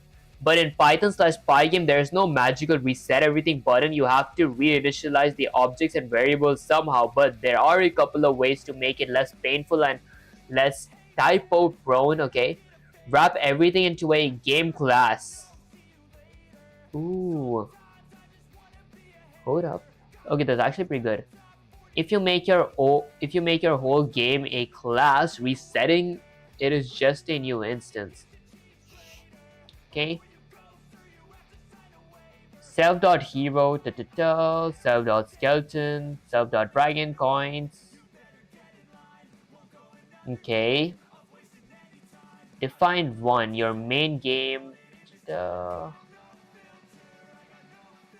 Then when you hit R, advantages, no manual typing, dozens of resets. Everything is bundled. Use a reset method inside your game class. Okay, without classes, less elegant. You could wrap objects, creation. Oh my gosh, that's a lot of typing to do. Guys, would you guys do all this typing just for resetting? Okay, then in the key event, Sensei Step classes are the real pro move. Once you wrap the game in a game class, resetting becomes one line and all variables are safely contained. Otherwise, if you stick with globals, you'll always be fighting a typo and forgetting something. Okay. If you want, I can write your whole game skeleton in a clean game class style. Honestly, I want to actually see that. Honestly, yes, sensei, exclamation. I want to see how that works. Dot dot dot. Okay, let me just. Alright, perfect. Oh yes, finally you're thinking like a pro. Alright, buckle up. I'm going to rewrite your game in a clean game class style. This will include all your objects, scores, NPC drops, health bar, buffs, everything, and reset it literally in one line. Let me drink some water, guys.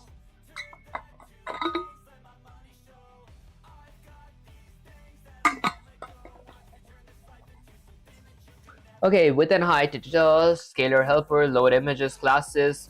Okay, so we have a hero class, a move class, a apply gravity class, a draw class, a skeleton class. Did I just say apply gravity class? My bad, guys. We have a dragon class, a drops class, a meals class, a health bar class, a buff bar class. Now the game class. Under the game class, we define Dunder in it. We add all our game objects as instance variables. Self.myHero object, self.mySkeleton object, self.myDragon object, coin object, self.meal, self.potion, self.health bar equals health bar, self.buff bar equals buff bar, self.floor equals pygame.rect. Okay, self.coin. So basically, every object, every variable that I create, I gotta add it here. Define reset self. Self.dunder init resets everything in one line. That is kind of genius. Boom, entire game resets. No typos, no missing. Okay, let me actually try that. Let's remove that. Let me just delete that real quick. Go all the way up here before my game loop. Go here. Create a class for my game. This is going to be my game class. Game class. And did like Sensei like have whatchamacallit, instance variables after this thing?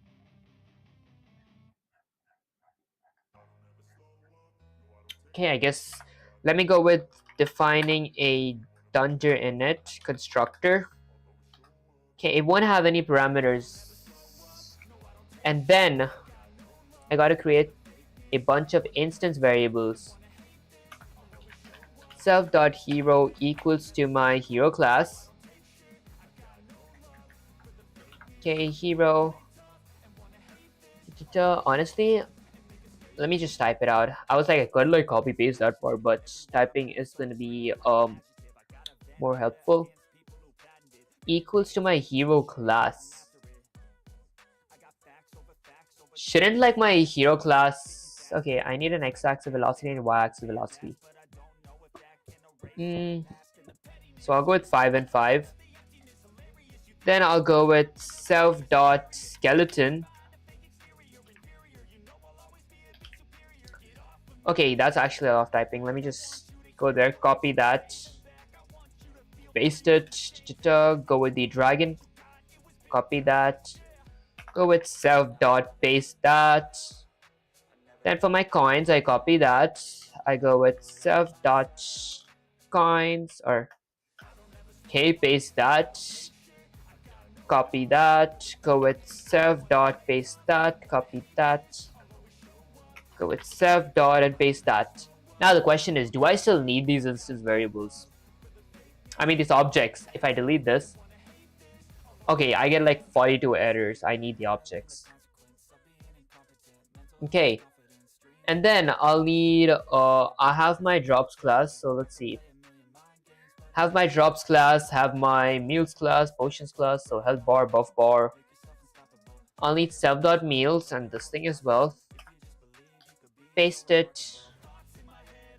Okay, and then I'll need a self.floor, so this is going to be my floor, so I'll go with self.floor equals to pygame.floor. Excuse me guys, pygame.draw.rect. Excuse me guys, my floor's attributes, so 0, 500, width, comma, 200. A comma here as well. Surface is going to be my screen. Color.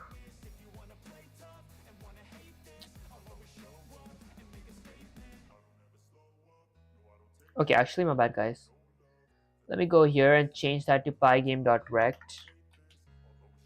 And this should go inside of a tuple. Okay. And then I'll need a self.coins. Let me just copy that. And guys, the reason I'm copying it is not typing it out is the next time when I make a game, I will be adding these while I create variables. I won't be doing this at the end. Then let's just copy all that. I'm just copying this to check if like the way it works and everything. I'm going to be learning this code later. Okay. Then let me go ahead and define a reset method. Okay, I will return self.dunger in it. Okay, reset everything in one line. Reset everything in one line.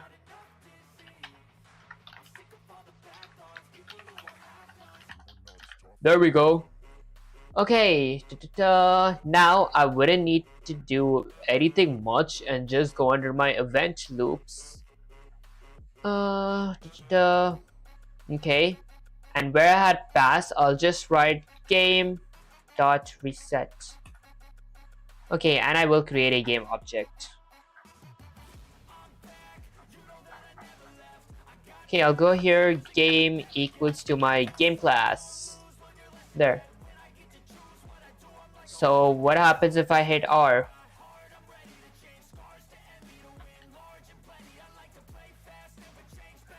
Okay, let me just try losing real quick. I hope a potion didn't spawn right under me. Okay, there we go. The R doesn't work. Let me go all the way down here. And game lost. Actually, game over or game won. Game.reset. Okay, let's go with Control A, Control C. Get Sensei here. Paste it at a bunch of space and say Sensei. I feel like I messed up, but the game doesn't reset. Let's see. Oh, Vivek, I see exactly what you did, and yes, this is the kind of rookie mistake that makes you want to scream into the void. Listen carefully, I'll make you understand this once and for all. You think your game is resetting, but here's the brutal truth. The problem, you're calling game.reset, which correctly creates a brand new game object. Okay, you're not using it anywhere. Look at this part. Okay, game.reset creates a new game.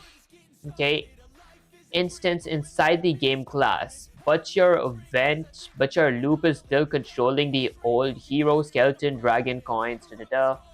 Resetting game does nothing, okay, to your old global variables. Okay, because your main loop isn't referencing game.hero, game.skeleton, etc. It's using the old ones you created outside. You see that? Okay, you have two sets of objects. The main loop is using the old ones, not ones inside your game object. Resetting game is completely ignored. Okay, how to fix? You have two options. Option A, full object-oriented programming, recommended. Use only objects inside your game class, hero, skeleton, etc. Then game.reset will truly reset because everything inside game, okay? Instead of hero.move keys, use game.hero.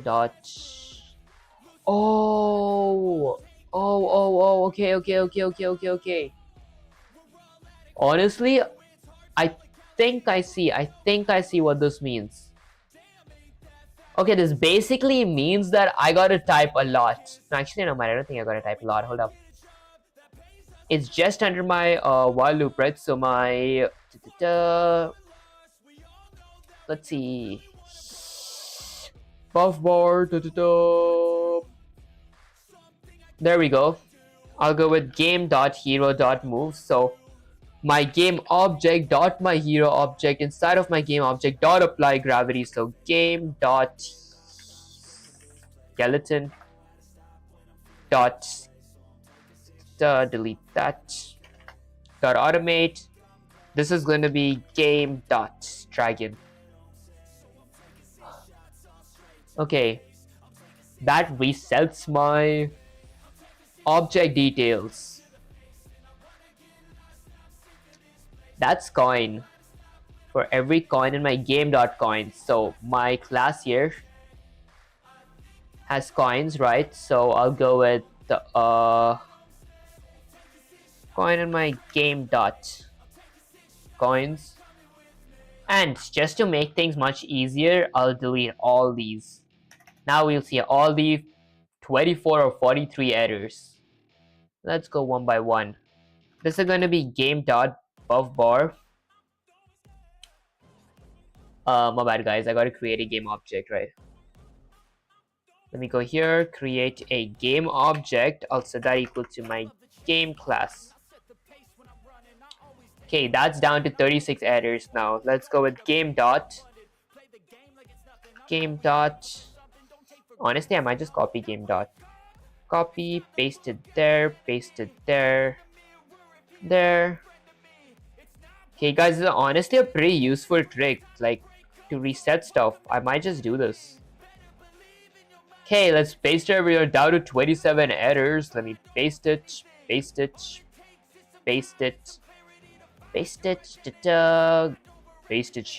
here. Actually go with Control Z there. Copy that. Paste it here. So game dot health underscore bar, 17 more errors. Paste it. Okay. For my graphics. There. Scroll down, 8 more errors. Paste. Okay, 5 more errors. Let's see where that is. Okay. Paste, paste.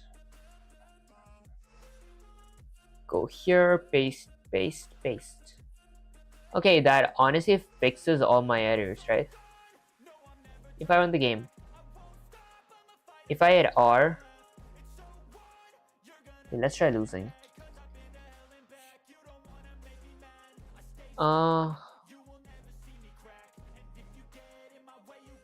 Okay, let's see. Gotta get hit one more time. Pretty sure the dragon is gonna kill me before the end. Oh my gosh, no one.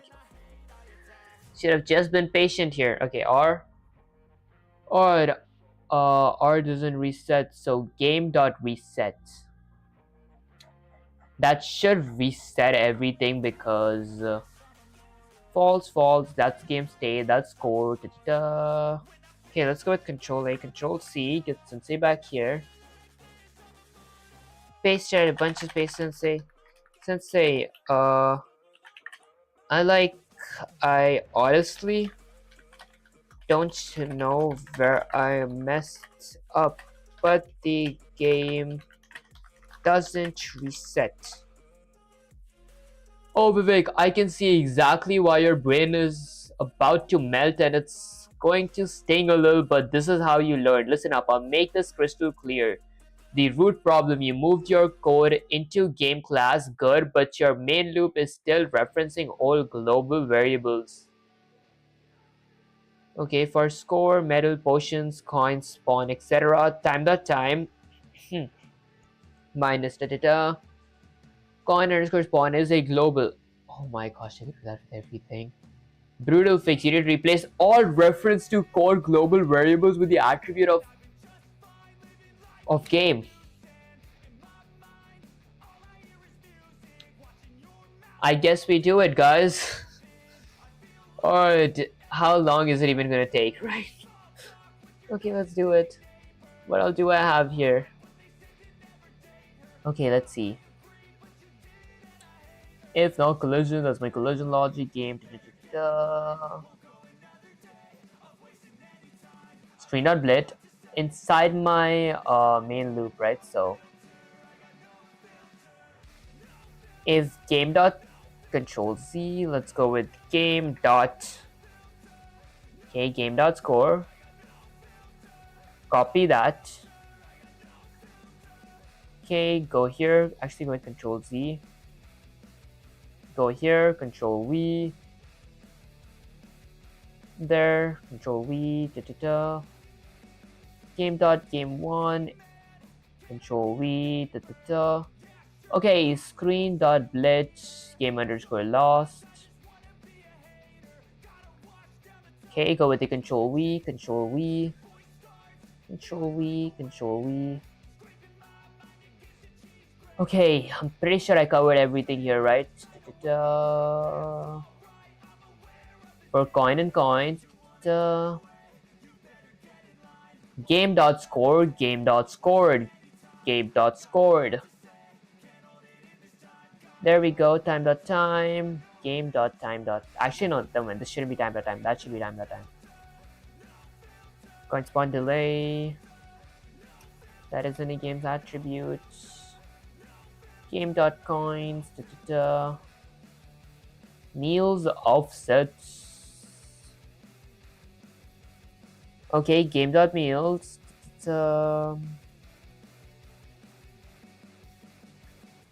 Paste it. Okay, paste that there. If game.meal.spawn time, the same thing here. Buff potion spawn time doesn't have it. Honestly, guys, I think this is not even worth the typing up. Let me just go here. Paste this, add a bunch of space and say, Sensei, can you actually fix that part? Question mark. I'll implement that next time. Okay, let's see. Oh, Vivek, finally, sit down. I'm gonna rip the brain out, okay? I mean, write the whole code. Okay, guys, I could honestly do that manually, but I don't want to like waste you guys' time. I feel like I'm just making an excuse. I'm just too lazy to type that out. That aside, I feel that is like a waste of time finding every single code and like fixing it with the prefix of time dot. Okay, instead, I could just like copy this. I just want to see like if it works. Okay, win slash lose. Okay. Okay, draw everything. Okay, let me copy that. Get sensei there. Go with Control A, Control V. Now, let's see. I can. There was a small error. I mean, I did expect that. I did know that I'm going to be having errors. Okay, most likely that's in my collision logic. Let's go with my collision logic here. NPC collision.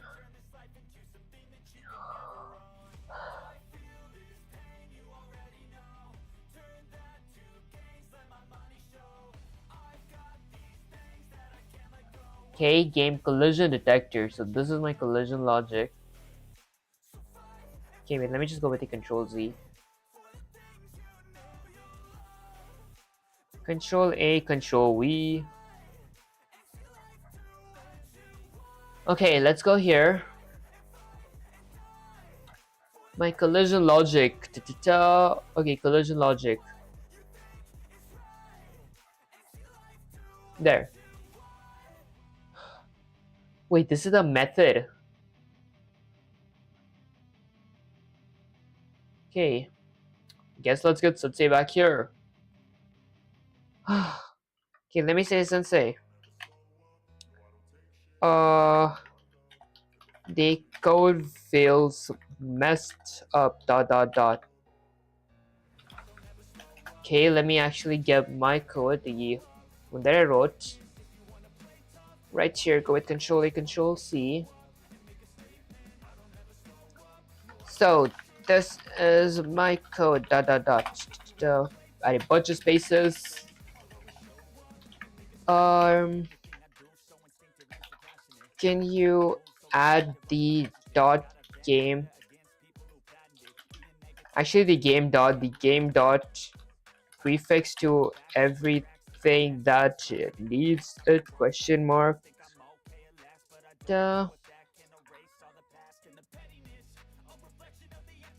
And you can take your time. Take your time to be precise. Guys, I should do that myself, but I feel like the next time I'm going to write, I'm going to be doing myself right now. I might make a lot of mistakes doing that. Okay.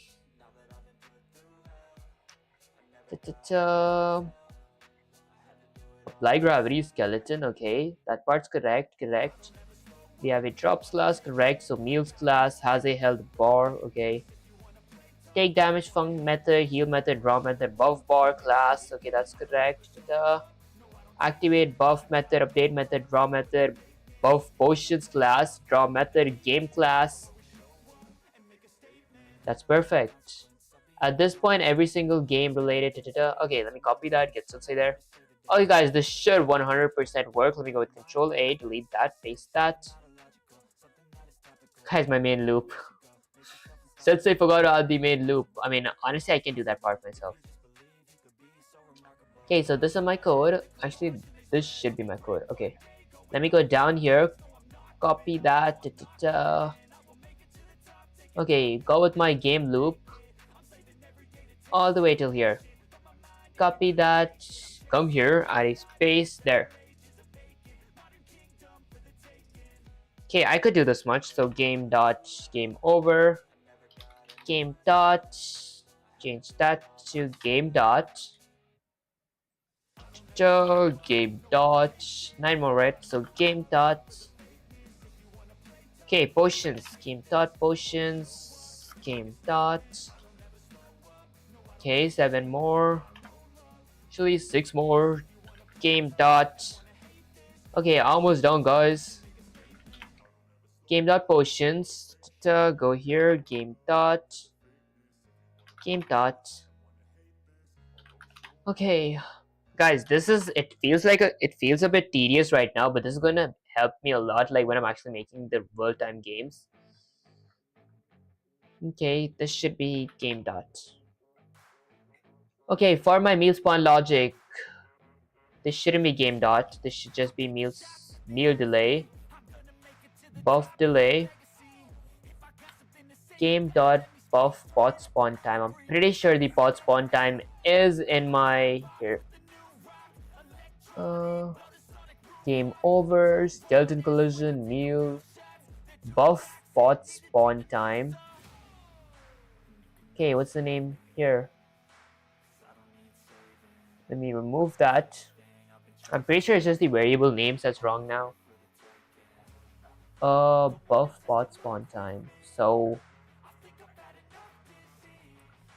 okay, game coin spawn time. The buff pot spawn time.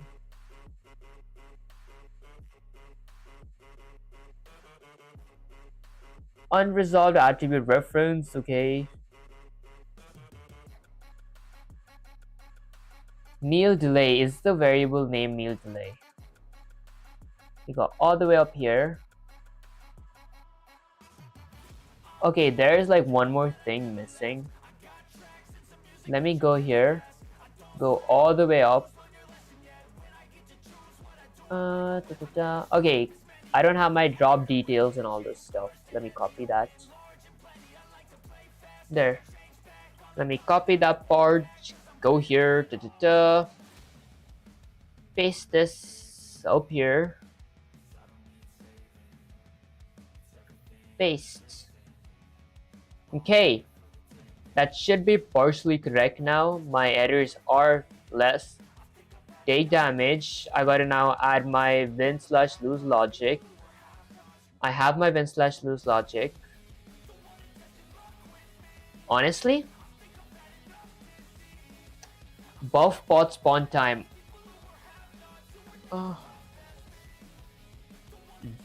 Don't like these things actually. Which we call it have a variable for it. So game dot health bar.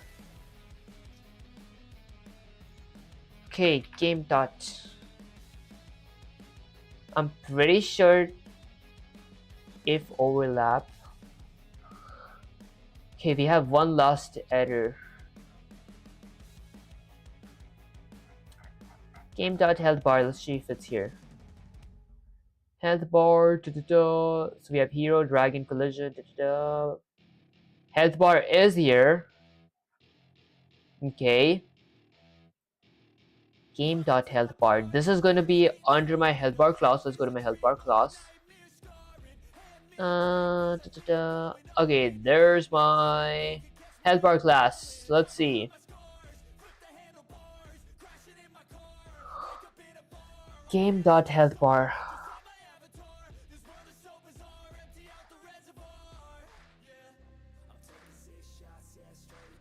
What all parameters does it take? It takes one max HP parameter. So I do not need this. I don't need this here.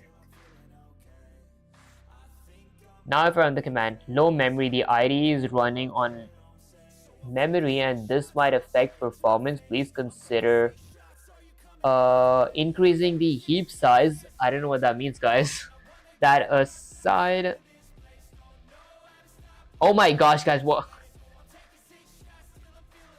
Guys, this was like an infinite money glitch. What is that? Let me just dive in. Okay, R does reset. R does reset. At least that works. Okay. I can fix the rest. I can fix the rest. That aside, let me actually check if I'm audible. Okay. And guys, I feel I made this stream way too boring to like watch. Okay, let's see. Alright, perfect. Okay, I think I can like fix the rest now, my shelf. Let's see. For my graphics, I draw my coins. Coins are draw. My coin spawn logic. Collision for HP buff. Buff potion. Where's my coins? Score logic. Uh. Okay, that part's correct. This is score logic.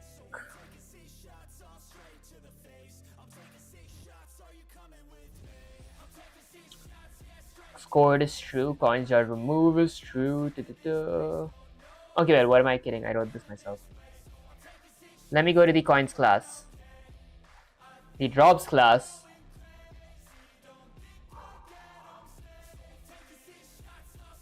Okay, this is the drops class. Instance variables.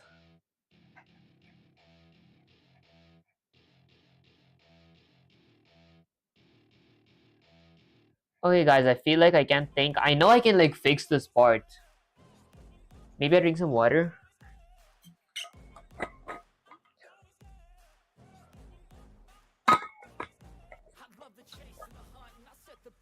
Okay, let me just go with Control A, Control C. With Sensei here. Paste it at a bunch of space and say Sensei. The reset logic works now, although the coin spawn logic is kinda messed up. Like so many coins spawn at once, and I don't see my HP bar as well. Guys, I can actually fix this. I feel I'm real exhausted. Plus, after the stream, I gotta work on my college stuff. That aside, oh, finally something is working. But don't get smug. Don't get smug yet, Vivek. Let's dissect your mess carefully because right now your coin spawn and health bar are totally sabotaging the gameplay. I'll guide you like a drill sergeant. Listen closely. Coin spawn time issue. The reason so many coins spawn at once is only because your code is mixing game dot coin spawn time and coin spawn time. Look here. Excuse me, guys. Should this be game dot? Notice that coin spawn time is a global variable, not game dot. The incrementing fix always use. Okay. Health bar not showing. Your health bar is useless. Game dot health bar dot draw. But the draw function expects a hero object. Should I go with hero.rect?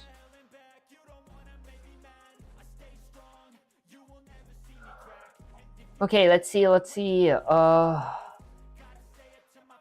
Go down to, let's see, health bar. Before that, let me go to my drops. Okay. Now for my scoring logic, this should be game dot. Okay, and lastly for my health bar logic. When I draw my health bar right here, there I go with hero dot rect. Game dot hero dot rect. Game dot hero dot rect.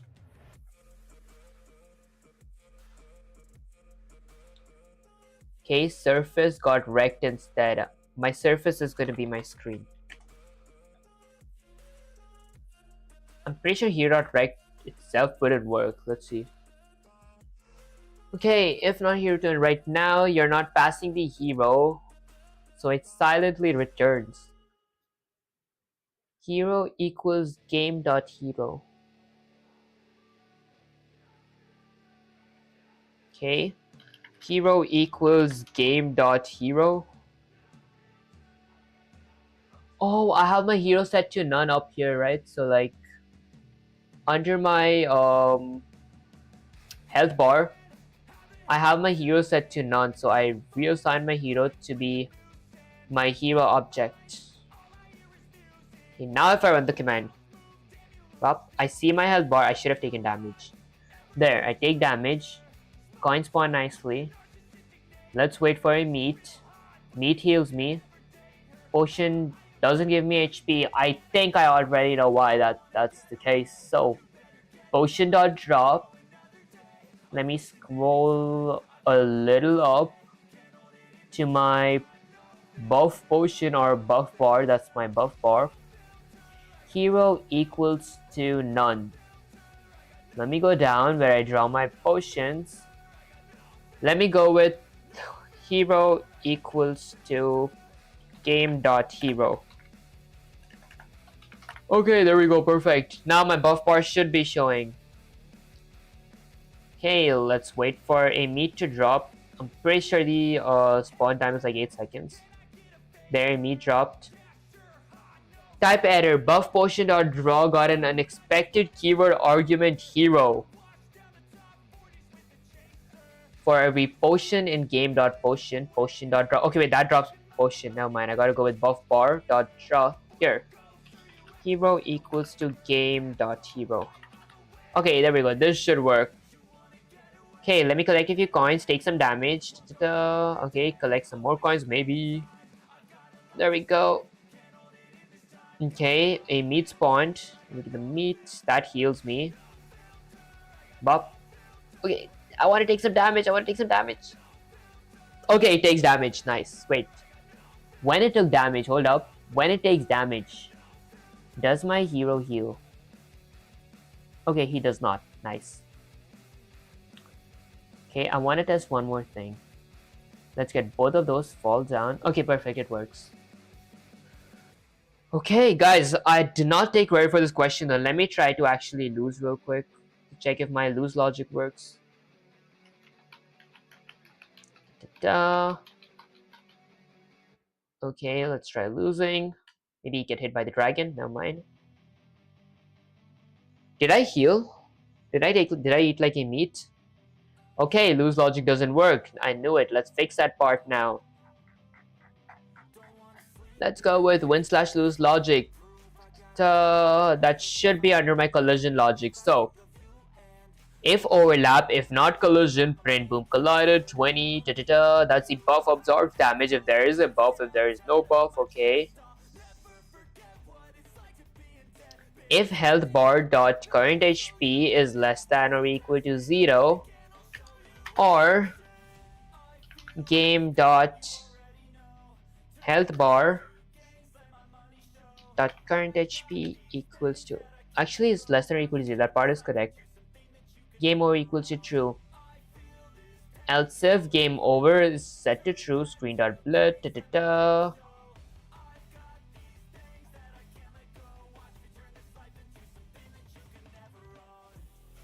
Is less than or equal to 0 if my health is less than or equal to 0. Let's see if I can win.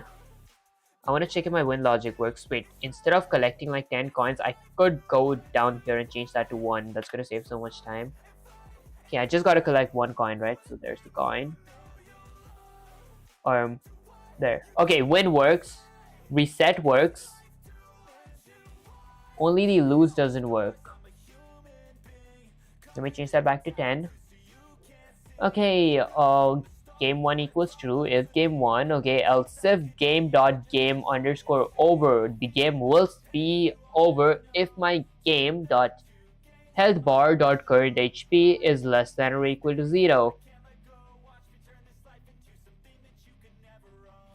My health bar dot current HP. Let's go to my health bar class.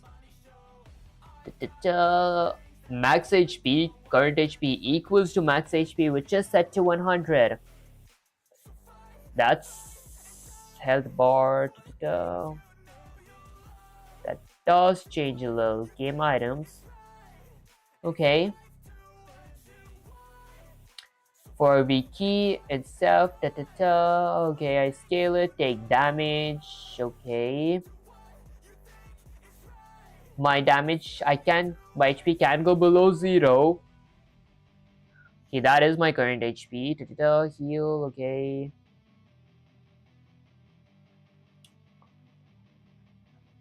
Honestly, that does look pretty correct to me. Buff potion.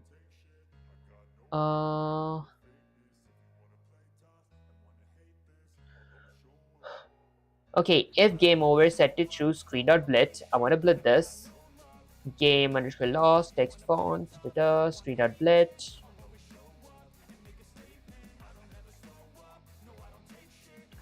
Regular game loop. Okay, let's actually go with the Control A, Control C, get Sensei back here. Paste it, add a bunch of spaces and say Sensei. Everything works except the lose logic. When I lose, it doesn't show my lose screen. Dot dot dot. Aha, I see exactly what's choking your lose logic, Vivek. Okay, you think everything is fixed, but no, you let a tiny inconsistency slip. Let's break it down. The main problem, look at your logic, else if, okay. Notice the condition, else if game over. But earlier in your collision check, oh, okay. If game over. Alright guys, this should perfectly work. Let me lose real quick. Ah, guys, how long have I been streaming for? I gotta actually do my college stuff as well. Okay, almost 4 hours, not bad. Although I do need to do my college work stuff as well. That aside, let's see if it works. If I had R, if I had R, it resets. Perfect. Honestly, guys, I do not take credit for this code at all. You guys could mention me on the general chat of my Discord server. I mean, my Python chat of my Discord server. I could DM you guys this code here if you guys want it. That aside, let me actually go to my main screen because, guys, I gotta actually work on my college stuff, or I'm actually gonna lift my camera. Alright, that aside, guys, if you guys enjoyed the stream, don't forget to like, share, subscribe, like it helps my algorithm. Guys, I'm rushing way too much. I gotta say Sensei that I exit. Let me go back to my gameplay screen. Let's say Sensei, it works. Dot dot dot. Although I am planning to end the stream right now because I have a few college assignments. So is there anything that you want to say to the viewers? Question mark. Okay, finally taking a break, huh? Good, but don't get too comfortable, peasants. Here's what I want to shout. Okay, here's what I want to shout to your viewers while Vivek disappears to his assignments.